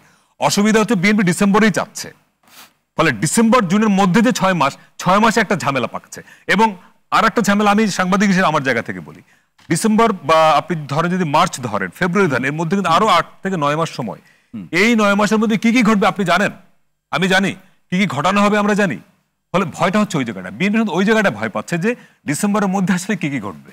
অসংখ্য ধন্যবাদ অধ্যাপক ডক্টর সিদ্দিকুর রহমান খান স্যার। আসছে ডিসেম্বরের পরে কি এমন অন্ধকার অবস্থাগুলো তৈরি হবে যে কারণে নির্বাচনের প্রশ্ন আমরা যদি একটু আরো বড় করে দেখতে চাই যে ডিসেম্বরে যেতে বিএনপি আর কোনোভাবে রাজনৈতিকভাবে আগ্রহী না, ডিসেম্বরের মধ্যে নির্বাচন করতে হবে। এবং আজকে ঢাকায় সফররত মার্কিন যুক্তরাষ্ট্রের উপ সহকারী পররাষ্ট্রমন্ত্রী নিকোল চুলিকে, তার সাথে কিন্তু এনসিপি এবং বিএনপি দেখা করেছে, এবং বিএনপির স্থায়ী কমিটির সম্মানিত সদস্য আমির খসরু মাহমুদ চৌধুরী তিনি বলছেন যে চাইলে ডিসেম্বরের আগেও নির্বাচন করা সম্ভব। তা তো সম্ভবই, চাইলে তো হবে না। তিনি আবার বলছেন যে সরকার যদি চায়, সর্বোচ্চ 1 মাসের মধ্যে সকল সংস্কার ঐক্যমত হলে সেগুলো করে ডিসেম্বর আগে সরকার যদি চায় তাহলে সম্ভব না কেন? নির্বাচন কমিশন যদি চায় সম্ভব, কিন্তু চাইবে কিনা, চাওয়ার বা সম্ভব সেটা প্রশ্ন হতে পারে। এখন দেখুন, এই নির্বাচন নিয়ে আমরা যতটুকু কথা বলছি, এবং এনসিপি বিএনপি তাদের যে পরস্পর বিরোধী, এনসিপি রাজনৈতিক দল হিসাবে সবেমাত্র যাত্রা শুরু করেছে, এবং তাদের একটা আলটিমেট লক্ষ্য হচ্ছে তারা নির্বাচনের মাধ্যমে ক্ষমতার কাঠামোর মধ্যে তারাও যেতে চায়, এবং এর মধ্য দিয়ে তারা দেশের পরিবর্তন করতে চায়। কিন্তু একটা রাজনৈতিক দল হিসাবে নির্বাচনের মাঠে বা নির্বাচনে প্রতিদ্বন্দ্বিতা করার জন্য রাজনৈতিক দলটাকে সংগঠিত করার জন্য তাদের সময় দরকার।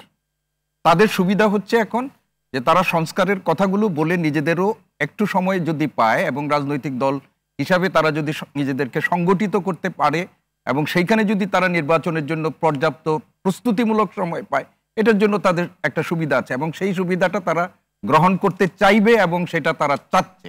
এবং তাদের সুবিধাটা হচ্ছে যে এখানে তারা সংস্কারটাকে সামনে রেখে এই কথাগুলো তারা বলতে পারছে। এখন যে প্রশ্নটা হচ্ছে যে একটু আগে ওনারা বলছেন, আজকে আমরা বিএনপির চিঠিটা তো আমরা দেখছি যে তারা বলছেন যে আমরা সংস্কার চাই, অনিবার্য যে সমস্ত সংস্কারগুলো আছে সেইগুলো সংস্কার। কিন্তু আমরা মুখে যখন কথা বলি তখন বলি যে বিএনপি কোনো সংস্কারই চায় না, সংস্কার ছাড়াই কেবলমাত্র নির্বাচন চায়।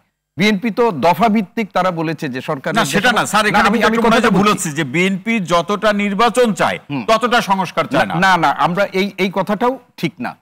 আমরা বিএনপি দফা ভিত্তিক যে সমস্ত আপনার সংবিধান সংস্কারের প্রশ্নে কতগুলো, বিএনপির 31 দফা আছে। না 31 দফা না, সরকারের পক্ষ থেকে যে সমস্ত সংস্কার প্রস্তাবনাগুলো রাজনৈতিক দলগুলোর কাছে মতামত চেয়েছে, সেইখানেও বিএনপি তাদের সুনির্দিষ্টভাবে অনেক ক্ষেত্রেই বলেছে। এবং এই যে একটু আগে একজন বলেছে যে সামগ্রিকভাবে যদি আমরা বিবেচনা করি, সরকারের পক্ষ থেকে যে সংস্কার প্রস্তাবগুলোর কথা বলা হয়েছে সেখানে 70 থেকে 80% সংস্কারের ব্যাপারে বিএনপিরও ঐক্যমত্য আছে। এখন এই সংস্কারগুলো আপনি কতদিনে বাস্তবায়ন করবেন? মোটা দাগে যেগুলোর মধ্যে ভিন্ন মত আছে, সংবিধান নতুনভাবে লিখবেন কি নতুনভাবে বর্তমান সংবিধানকে আপনি সংস্কার করবেন, তারপরে নির্বাচনের আগে আপনি আরেকটা গণপরিষদ করবেন কিনা সংবিধান যদি নতুনভাবে লিখতে, এইগুলো একটা মোটা দাগের আছে। বাংলাদেশের নাম পরিবর্তন করবেন কি করবেন না, এগুলো নিয়ে ভিন্ন মত আছে। কিন্তু এইগুলোর ব্যাপারে আবার বড় দুটো রাজনৈতিক দল, যেটা আপনি বলছেন যে বিএনপি এবং জামাত, তারা কিন্তু এই সমস্ত ব্যাপারে তারা কিন্তু একমত, কাছাকাছি অবস্থান করছে। এখন আমাদের যে প্রসঙ্গটি এখানে আসছে যে এই নির্বাচন প্রসঙ্গে আপনি ধরেন বিএনপি নির্বাচন চাচ্ছে, আবার এনসিপিকে যদি আপনি এখন এই একটু আগে যেটা আমরা বলছি যে মনে করা হচ্ছে যে সরকারের খুব গুরুত্বপূর্ণ একটা অংশীজন, যদিও ফয়েজ ভাই এটাকে বললেন না, মনে করা হচ্ছে, কিন্তু এনসিপির নেতৃত্বের অনেক সময় বক্তব্যের মধ্য দিয়ে এটি প্রতিফলিত হয় যেন সরকারের বড় অংশীজন তারাই, এবং তারা যেভাবে চাইবে সেটাই করতে হবে, এই ধরনের অনেক নেতৃত্বের বক্তব্যের মধ্য দিয়েও সেটা প্রতিফলিত হয়। যদিও ফয়েজ রাই বলেছেন যে তাদের এই বক্তব্য সরকার সবসময় আমলে নিয়েছে, সবসময় দাবি নিয়েছে, সেটাও না, এবং এটি সরকার যে নেয়নি এবং নিতে পারেনি সেটাও স্বাভাবিক বলেই আমি মনে করি। এখন আমাদের যে জায়গায় দাঁড়িয়েছে, আপনি বলছেন যে রাজনৈতিক দলগুলোর পরস্পর বিরোধী, এর চেয়ে বড় সংকটজনক পরিস্থিতি বাংলাদেশের রাজনৈতিক দলগুলোর মধ্যে হয়েছে না। কিন্তু এবারের বাস্তবতা অতীতের থেকে কতটা ভিন্ন আমি ভিন্ন মনে করি না। এই বছর আপনারা আমাদের জাতীয় প্রশ্নে অনেক ক্ষেত্রেই কিন্তু রাজনৈতিক দলগুলো আবার কাছাকাছি যায়, এবং এই যেগুলো বিরোধ হচ্ছে নির্বাচন কখন হবে, আমার ধারণা রাজনৈতিক দল হিসেবে বিএনপি, আপনারা যে বলেছেন যে ডিসেম্বরের মধ্যে না হইলে বিএনপি বোধহয় আর কিছুই করবে না, এটা যদি জানুয়ারির মধ্যে যায়, বিএনপি রাজনৈতিক দল হিসেবে সরকারের পক্ষ থেকে যদি সুস্পষ্টভাবে বলা হয়, বা ইলেকশন কমিশন যেটি বলছে যে আমরা একটা রোডম্যাপ আমরা জুলাইয়ে দিব, এই সংশয় যদি একটা সুস্পষ্ট আসে, এই সংশয় যে ধোঁয়াশা এবং পরস্পরের অবিশ্বাস এইগুলো যে রাজনৈতিক অঙ্গনে হয়েছে, এগুলো অনেকটাই আমরা মানে কি বিএনপি আজকে গ্রামীণ ভাষায় একটা টোকা দিল আর কি? না, এটা বিএনপি তো তার আগাগোড়া অবস্থান থেকে কিন্তু একটুও এখনো পর্যন্ত ভিন্ন অবস্থানের মধ্যে নেই। কিন্তু আমি যেটা বলছি সেটা আমি মনে করি, এটা বিএনপি করবে কিনা আমি জানি না, কিন্তু আমরা মনে করি ডিসেম্বরের নির্বাচন যদি সরকার সুনির্দিষ্টভাবে বলে যে আমরা জানুয়ারিতে করব, তাহলে বিএনপি একেবারে এটাকে বাদ দিয়ে, মানে সরকারের এই অবস্থানকে অস্বীকার করে তারা আমরা নির্বাচনে যাব না বা করবে, সেটা হবে না। কিন্তু বিএনপি যেটা চায় যে কোনো ওই যে 5 বছর চাচ্ছে আমাদের জনগণ, আমরা নির্বাচিত, মানে সরকারের অংশীজন বা সরকারের মানে মধ্য থেকে যারা বলছেন, আবার ওনারা প্রেস রিলিজ দিয়ে বলেন যে এদের কথা যেটা, এটা সরকারের কথা না, এই ধরনের কথা কারণেই কিন্তু এই ধরনের সংশয়গুলো তৈরি হচ্ছে। এখন যদি আমরা শুধুমাত্র আক্ষরিকভাবে ধরি যে প্রধান উপদেষ্টা যে বক্তব্যটা দিচ্ছেন, মাননীয় প্রধান উপদেষ্টা, সেই উপদেষ্টার কথার মধ্যেই আমাদের থাকবে, এবং সরকারের ভবিষ্যৎ নির্বাচনের নিয়ে যে পরিকল্পনা সেটা থাকবে। অন্যরা যে কথা বলছেন, কারণ অনেকবারই কিন্তু আমরা দেখেছি প্রেস উইং থেকে বলা হচ্ছে যে এই কথা সরকারের বক্তব্য না, ফলে এই ধরনের বিষয়গুলোকে যদি আমরা এক সাইডে রাখি তাহলে কিন্তু সংশয় আরো কমবে।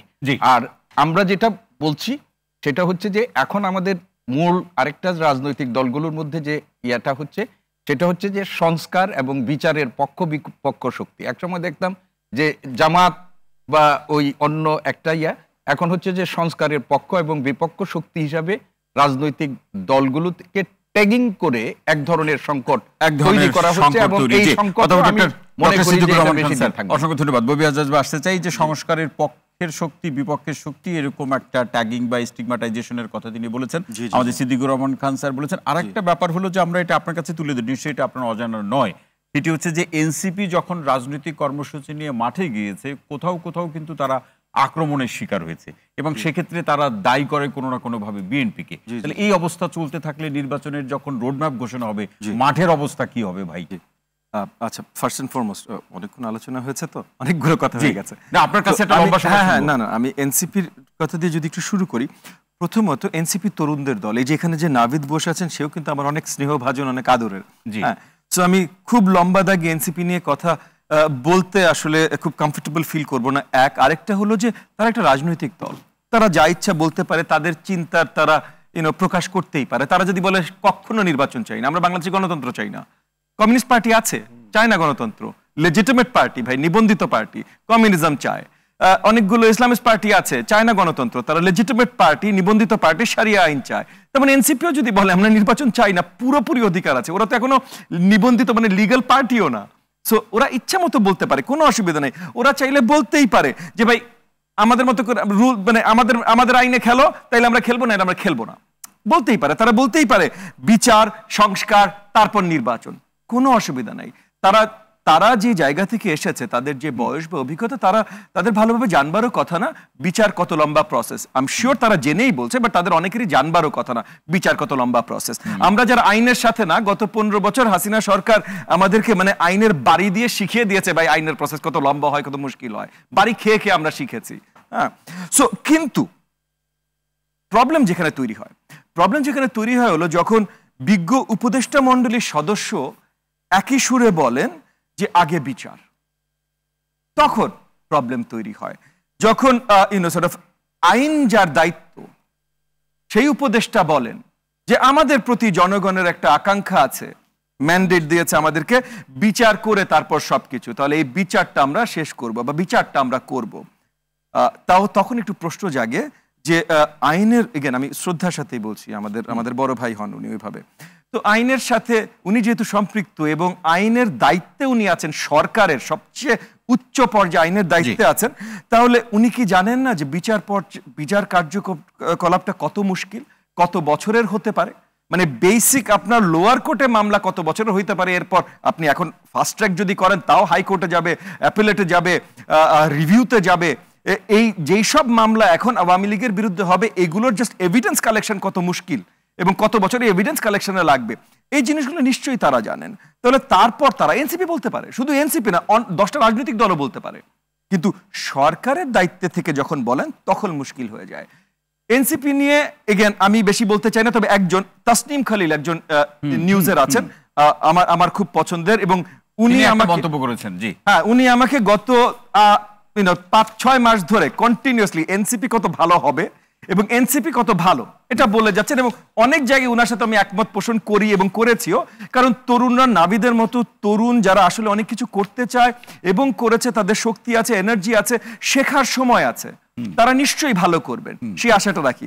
সে তাসনিম খালিলও আজকে বোধহয় একটু পেশেন্স হারিয়ে সোশ্যাল মিডিয়াতে একটু মন্তব্য করেছেন যে এনসিপি এমন কার্যকলাপ করছে, সামনে যে এটা ন্যাশনাল কমেডি পার্টি হিসেবে পরিচিতি পেতে পারেন। এটা আসলে উনি দুঃখ থেকে প্রকাশ করেন না, এটা মানে আমি হেসে বলছি না, আমি তাসনিমকে চিনি, আমি জানি তাসনিম এটা একটা দুঃখের জায়গা থেকে বলেছেন, হাসার জন্য বলেননি, এবং ওটা দেখে আমার আক্ষেপ, তার প্রত্যাশা পূরণ হচ্ছে। হ্যাঁ হ্যাঁ, ওখান থেকে আমিও একটু দুঃখ প্রকাশ করেই বলছি যে আমি চাই এনসিপি অনেক ভালো কিছু করুক, আমি চাই সার্জিস, নাহিদ,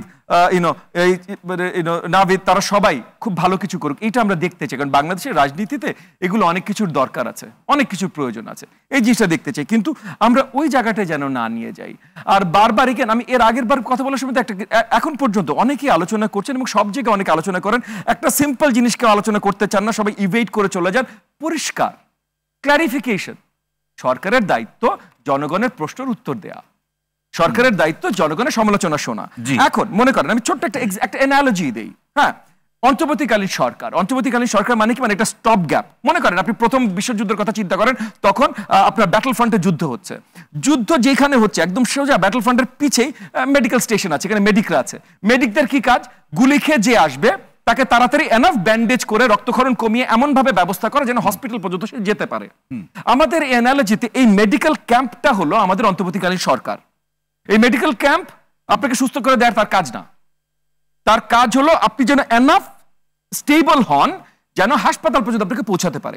এই কাজটা আমি একটু শেষ করি, আমি জানি আপনি বলবেন কিছু, আমি আপনার কথাও শুনবো, দরকার সেটার উত্তরও দিব, কিন্তু এই কাজটা গত 7-8 মাস আমি মনে করি মোটামুটি ভালোভাবে করছেন অন্তর্বর্তীকালীন সরকার। তাদের অনেক ভুল ত্রুটি আছে, সেটা যে কোনো সরকারের থাকে, যে কোনো মেডিকেল ক্যাম্পে যেমন থাকবে, কিন্তু তাছাড়া ওভারঅল সুন্দরভাবে তারা করতে চেষ্টা করছেন, ভুল ত্রুটি নিয়ে করতে চেষ্টা করছেন।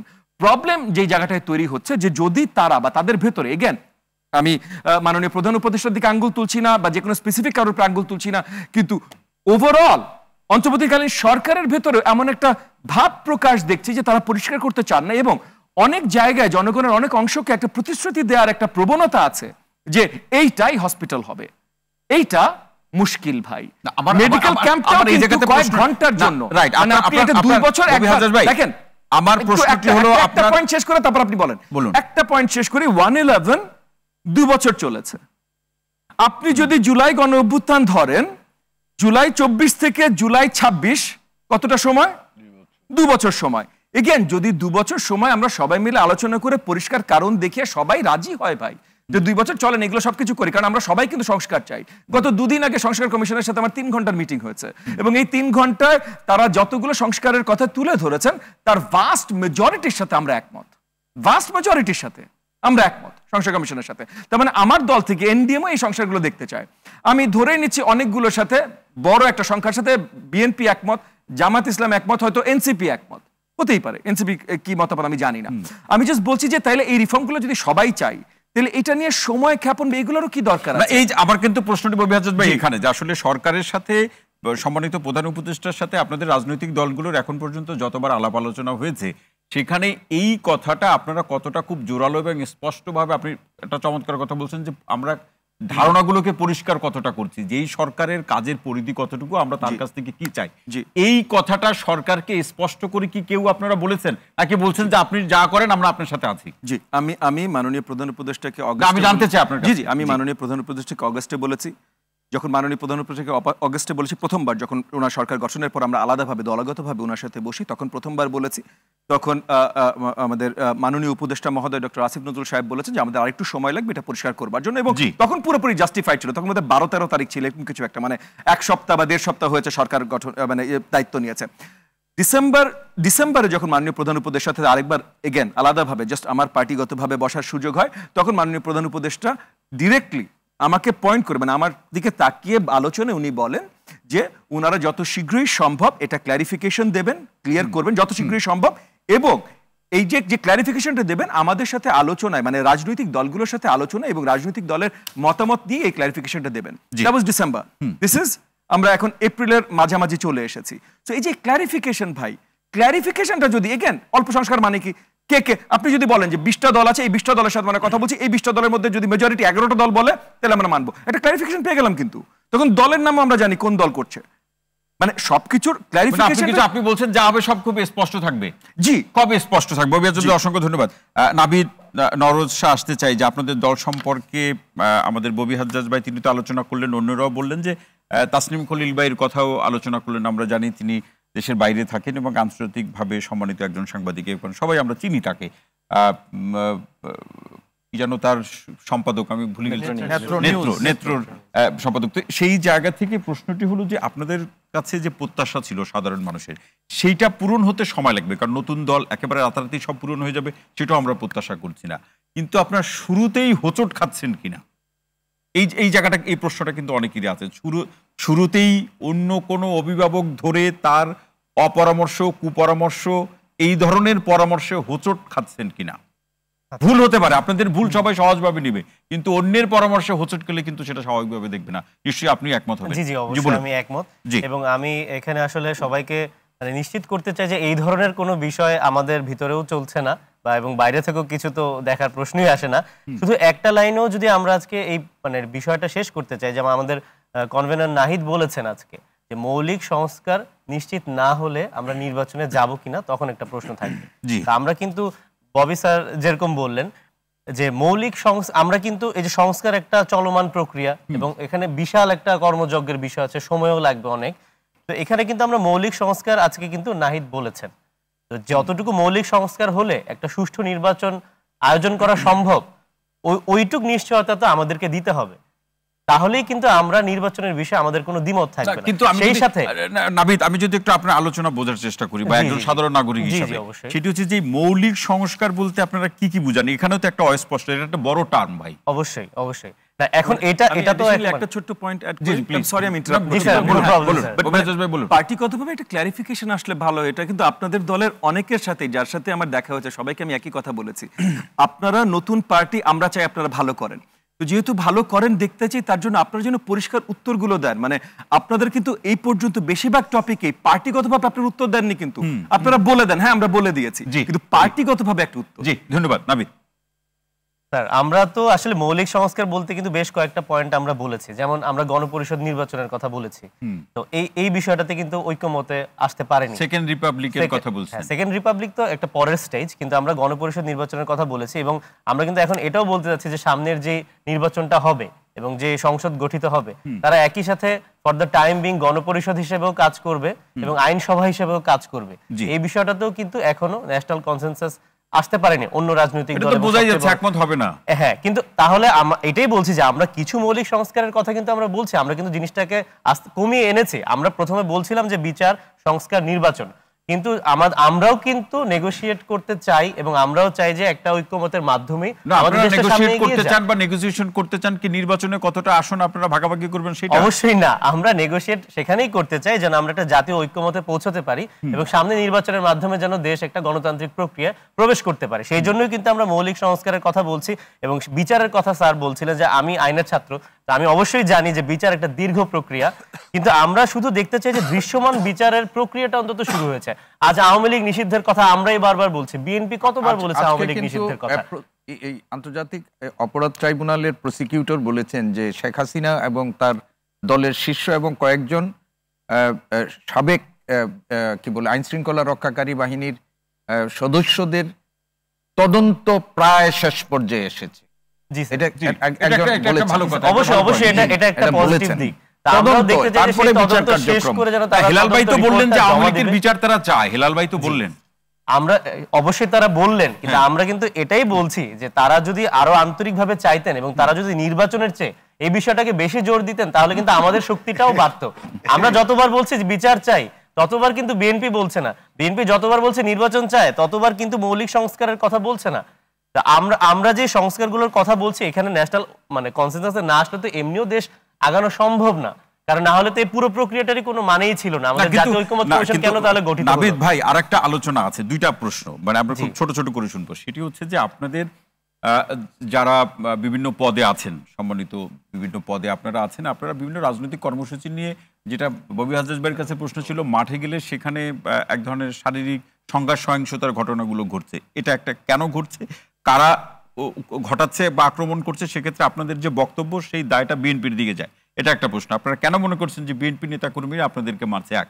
দ্বিতীয়ত হলো এই অভিযোগটা দুই একজনের বিরুদ্ধে আপনারা আছে, আমি অভিযোগ কারণ এটা প্রমাণিত না, কিন্তু আবার অভিযোগ হিসাবে বলছি যে সে যে আসনের থেকে নির্বাচন করতে চায় সেখানকার যারা আওয়ামী লীগের নেতাকর্মী তাদের মধ্যে সে একটা আশ্বাস বা ভরসা দিতে চায় যে আমার সাথে থাকলে তোমাদের কিছু হবে না, শুনতে চাই। আচ্ছা, প্রথম কথা হচ্ছে যে আমি গতকালকের উদাহরণে আমি দিতে চাবো। গতকাল বা গত পরশুর মিরপুরে যে একটা সংঘর্ষ হলো, সেখানে কিন্তু এই বিএনপির নেতাকর্মীদের সাথে মানে যুব দল এবং ছাত্র দলের নেতাকর্মীরাই কিন্তু আমাদের ছাত্র সংসদ যারা আমাদের ছাত্র সংগঠন, যে ছাত্র সংগঠন আমাদের, তারা সরাসরি না, কিন্তু আমাদের অবশ্যই আদর্শগত মিল আছে ছাত্র সংসদ এবং একই তো, সরাসরি বললে অসুবিধাটা কি ভাই? না, আমাদের এখানে আমরা এক না, এখন সেটা তো বললে অসুবিধা অবশ্যই আছে। তো যেটা বলছিলাম যে আমরা কিন্তু যখনই উদাহরণটা এই কারণে দিলাম, আমরা মাঠে যেখানেই যাচ্ছি সেখানেই কিন্তু আমাদেরকে বাধার সম্মুখীন হতে হচ্ছে। এটার একটা বড় কারণ হচ্ছে আপনারা হেরে যাচ্ছেন কোথায়, মারামারিতে না আদর্শে, এটা বলেন। না, আদর্শে তো হেরে যাচ্ছি বলে আমার মনে হচ্ছে না। আমরা হেরে যাচ্ছি অবশ্যই, আমাদের বিএনপি একটা অনেক বড় দল, তাদের প্রতিটা ইউনিয়নে, তাদের প্রতিটা ওয়ার্ডে তাদের লোকজন আছে, সংগঠিত লোকজন আছে, সেখানে আমরা সংগঠিত হওয়া শুরু করেছি, কিন্তু আমরা যখনই কাজ করতে যাচ্ছি আমরা তখনই বাধার সম্মুখীন। তার মানে কি তাহলে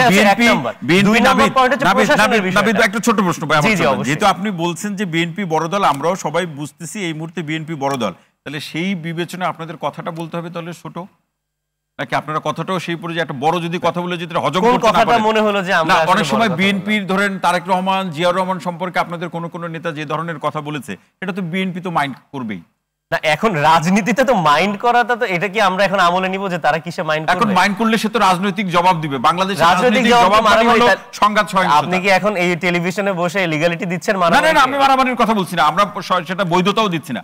আমি বলছি যে আপনি বলছেন যে বিএনপি বড় রাজনৈতিক দল, অবশ্যই, কিন্তু তাকে একটা হুমকি দিয়ে আপনারা একটা কথা বললেন। বিএনপি যদি বড় রাজনৈতিক দল হয়ে থাকে তাকে তো বড় রাজনৈতিক দলের মতোই আচরণ করা উচিত। সে তো ক্ষমা সুন্দর দৃষ্টি। আমরা যদি হুমকি দিয়ে কথা বলে থাকি সেই কথার উত্তরটা তো কথাই হবে, সেটা তো মাঠে মারামারির মাধ্যমে হতে পারে না। তাদের তো বাংলাদেশ ভাই, ওটা শাসন, তাহলে তো সেটা আবারই বৈধতাই তো দিচ্ছেন মারামারি। না না, বৈধতা আমি দিচ্ছি না, আমি বলছি বাস্তবতা, মাঠের পরিস্থিতি তো আমরা বাস্তবতাকেও মারামারিকে বাস্তবতা বলে তো কখনো চালিয়ে দিতে পারি না। আমরা শুধু এটাই চাই যে প্রশাসন নিউট্রাল আচরণ করবে, প্রশাসন অন্তত বিএনপির প্রতি কোনো পক্ষপাত করবে না, এবং আমরা যখন মাঠ গুছাতে যাব তখন পদে পদে বিএনপি আমাদেরকে বাধা দিবে। বিএনপি বলছে যে সেই নাটকের মতো কোথাও কেউ নেই, বিএনপি বলছে যে কোথাও তাদের কোনো লোক নেই। বিএনপি যদি এটা বলেও থাকে, আপনি একটু আগে কিন্তু নিজেই বলেন বিএনপি নিজেদের মধ্যে মারামারিতেও কিন্তু 51 জন নিহত হয়েছে। সেটা তো নিজেরা মারামারি করছে। হ্যাঁ, তো যারা নিজেরা এতটুকু মারামারি করছে যে 51 জন নিজেদের দলের লোককে তারা মেরে ফেলেছে, আপনার কি মনে হয় তারা এনসিপির প্রতি কি ধরনের আচরণ করতে পারে? ওই জায়গাটাতে আপনার ভয়? আপনাদের আমাদের ভয় না, এটা তো আমরা বাধার সম্মুখীন হচ্ছে। ভয় পেলে তো আর আমরা গণ অভ্যুত্থানে তো করতেই পারতাম না, আমরা তো ভয় এখনো পাচ্ছি না। এখন প্রশ্ন হলো যে ক্রমাগত যদি বাধা আসতে থাকে মাঠে যাওয়াটা আমাদের এটাই দাবি যে সুষ্ঠু পরিবেশ নিশ্চিত হোক নির্বাচনে, তাহলে তো আমরা নির্বাচনে যেতেই চাচ্ছি। সরকারের রোডম্যাপ অনুযায়ী জুনের মধ্যে যদি সুষ্ঠু পরিবেশ নিশ্চিত করা হয় আমরা তো অবশ্যই নির্বাচনে যাব। যদি প্রশাসন নিউট্রাল আচরণ করে, যদি মৌলিক সংস্কারগুলো হয় এবং যদি দৃশ্যমান বিচারের প্রক্রিয়া আমরা দেখতে পাই, আমরা অবশ্যই নির্বাচনে যাব। কতগুলো আসন জয়ের নিশ্চয়তা চান এরকম একটা আলোচনা আছে। এই আলোচনাটা কোথায় আছে ভাই? এরকম আমি অন্তত দলের ভিতর থেকে এরকম কিছু শুনি। বাংলাদেশের রাজনীতিতে অনেক খবর বাতাসে ভাসতে পারে, কিন্তু আমি তো বললাম আমি দলের ভিতর থেকে এরকম কিছু শুনি নাই। অসংখ্য ধন্যবাদ হেলাল ভাই। যে আমার বক্তব্য হলো, দেখেন আমাদের বাংলাদেশে এখন শুরু হয়ে গেছে কথামালার রাজনীতি, কথার ফুল ঝুড়িতে জি সবকিছু এলোমেলো।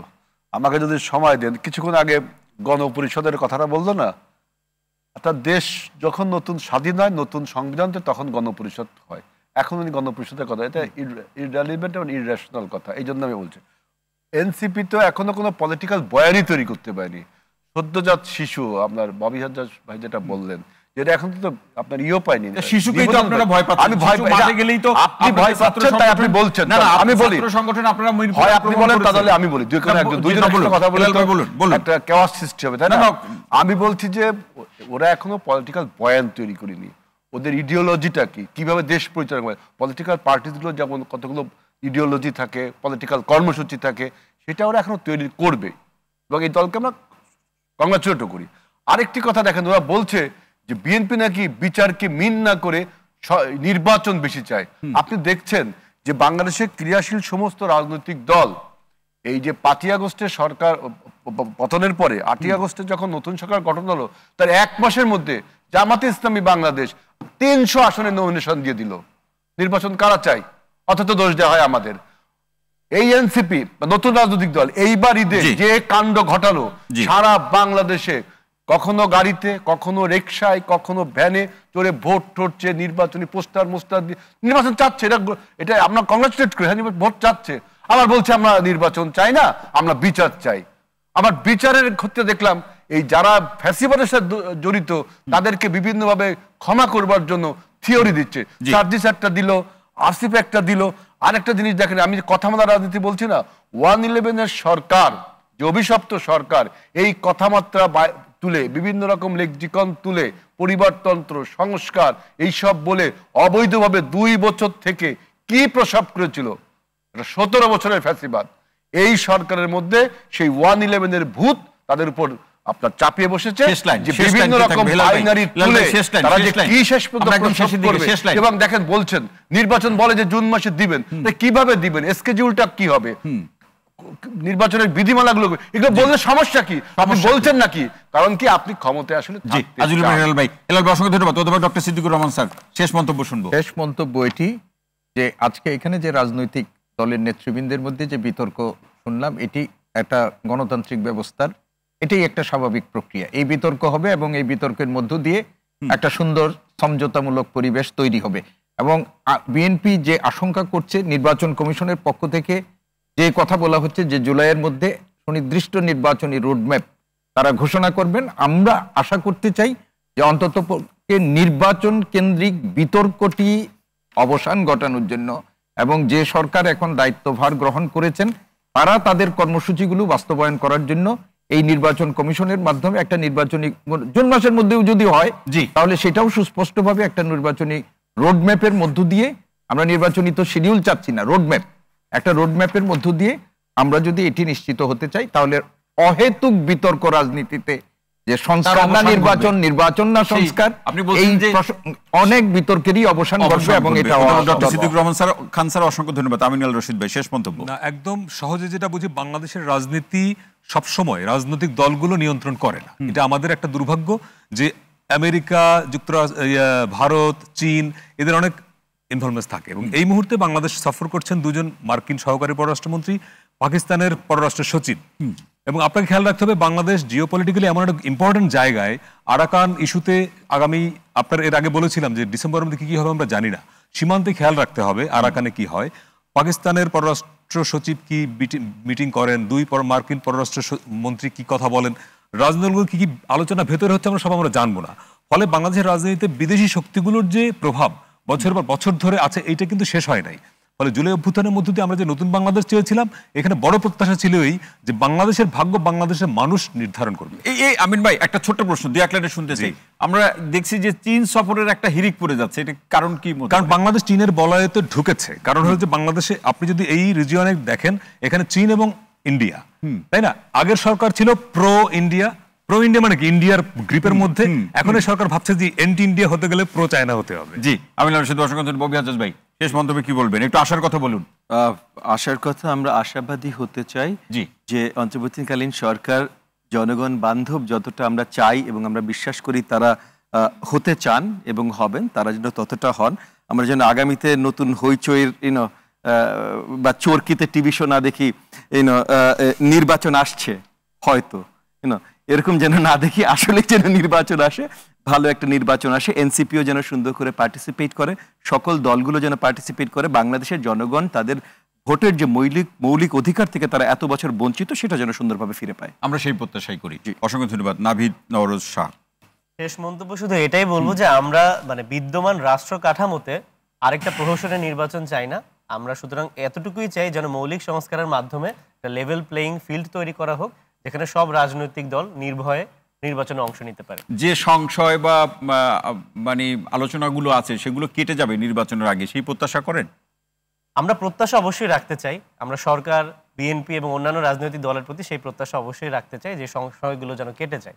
আপনার কাছে সর্বশেষ প্রশ্ন এবং ছোট্ট করে শুনতে চাই যে এনসিপি নির্বাচনের আগে মাঠের অবস্থা বিচার বিবেচনা করে কোনো না কোনো রাজনৈতিক জোটের মধ্যে যাবে, কথা কি ঠিক?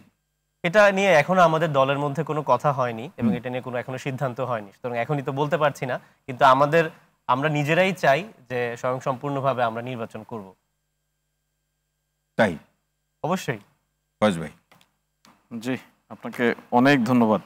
এবং আপনি সরকারি লোক, এই জন্য আপনার কাছে শেষে আসলাম। ধন্যবাদ, এটার জন্য আরো বেশি ধন্যবাদ। এবং আপনাকে আমি একটু রিকোয়েস্ট করতে চাই, এত ভয় পাবেন না। যে আপনার মতো ভাই পাশে থাকলে আমি কেন ভয় পাবো?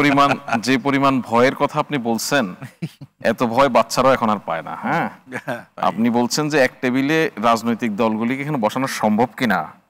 বাংলাদেশের সার্বভৌমত্ব, বাংলাদেশের গণতন্ত্র ইস্যুতে আমাদের এক্সিস্টিং যে সমস্ত পলিটিক্যাল পার্টি আছে তাদের মধ্যে ন্যূনতম কোনো দূরত্ব নেই।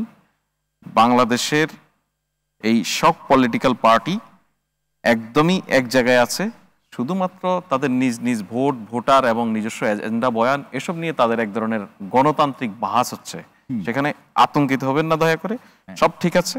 আর যেহেতু আপনি বলছেন সরকারের লোক, আমি আপনার এখানেও যে পরিমাণ আলোচনা এবং আপনার শিরোনামের যে সংশয়, এসবের বাহিরে একটা কথাই বলতে চাই, বাংলাদেশে এই মুহূর্তে আগামী বাংলাদেশ শিরোনাম অতীতেও আজকে যাই হোক না কেন আশার আলোই দেখিয়েছে। আগামীর বাংলাদেশ কেমন হবে, কেমন বাংলাদেশ চায় বাংলাদেশের মানুষ এবং আমাদের রাজনৈতিক দলগুলি সেটা নিয়ে এবং নির্বাচন নিয়ে এবং বিচার এবং সংস্কার নিয়ে কোনোটি নিয়ে কোনো সংশয় নেই। সবাইকে এক রাখতে পারবে সরকার? সবাই এক আছে, সরকারের চেয়েও পলিটিক্যাল পার্টিগুলি এক থাকার বিষয়ে বেশি দায়িত্বশীল। আমিন ভাই সমস্ত কিছু যুক্ত করবেন না? আমার মনে হয় ফয়েজ ভাইয়ের এই স্পিরিটটা ভালো, সরকারি চেয়ারে বসে উনি এটাই বলবেন। কিন্তু আমি আবারও বলি যে পারসেপশন এবং বাস্তবতা অনেক পার্থক্য আছে।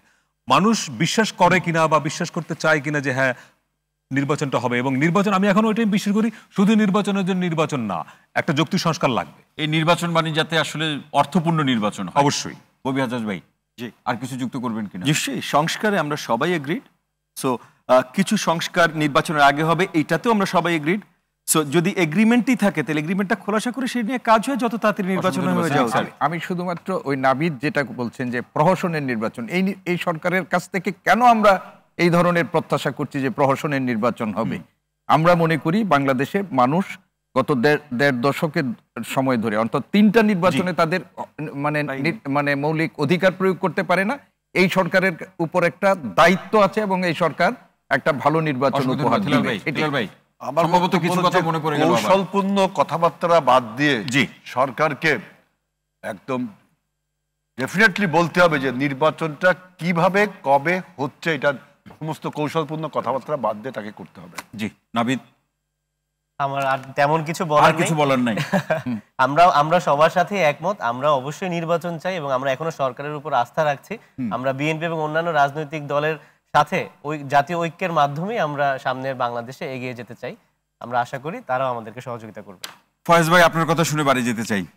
জি, আপনাকে একটা বিষয় বলি, সেটা হচ্ছে যে আলাপ আলোচনা, রাজনীতি, বাংলাদেশের মানুষ রাজনীতি খুব পছন্দ করে, রাজনীতির আলোচনা খুব পছন্দ করে। সেসব আলোচনা আমরা অনেক করি, কিন্তু আপনি একটা বলছিলেন যে আমরা উদাহরণ দিতে গিয়ে যেন বেশি উদার না হয়ে যাই। তো সে জায়গায় ধরুন এই সরকার গঠনের পরে কিন্তু অনেকে ধারণা করেছিল ইমার্জেন্সি ঘোষণা হবে, হ্যাঁ, সেটা তো হয়নি। এখন আপনার যদি এই সরকারকে একটা সেন্সে 111 সরকারের সঙ্গে তুলনা করার জন্য আমরা শুধু আলোচনার কারণে করে ফেলি, এটা কি যারা আছে সরকারে তাদের প্রতি একটু জুলুম হয়ে যায় কিনা? আমি খুব বিনয়ের সঙ্গে অনুরোধ করবো এটা বিবেচনা করবেন। আর যদি আপনারা এই সরকারের লোকজনকে আবার শেখ হাসিনার সঙ্গে তুলনা করে ফেলেন আলোচনা করতে গিয়ে, শুধু আলোচনার খাতিরে, অনেকটা আলোচনাকে বিতর্কের জায়গায় নিয়ে গিয়ে, সেটা এদের প্রতি মারাত্মক পরিমাণ অবিচার হবে। অবিচার দয়া করে করবেন না। নিশ্চয়ই আপনার অনুরোধ রাজনৈতিক দলগুলো, আপনি বিবেচনার কথা বলছেন, সেটি নিশ্চয়ই তারা বিবেচনা করবে। আজকের আলোচনায় সম্মানিত আলোচক হিসেবে যারা উপস্থিত ছিলেন আপনাদের সবাইকে অসংখ্য ধন্যবাদ এবং কৃতজ্ঞতা জ্ঞাপন করছি, এবং সেই সাথে যে যেখান থেকে বসে এত দীর্ঘ সময় ধরে আমাদের অনুষ্ঠান দেখেছেন, শুনেছেন, নানাভাবে ভেবেছেন, আপনাদের প্রতি অসংখ্য কৃতজ্ঞতা এবং ধন্যবাদ জ্ঞাপন করছি। এখানেই শেষ করছি। সবাই ভালো থাকুন, সুস্থ থাকুন, নিরাপদে থাকুন। সঙ্গে থাকার জন্য অসংখ্য ধন্যবাদ।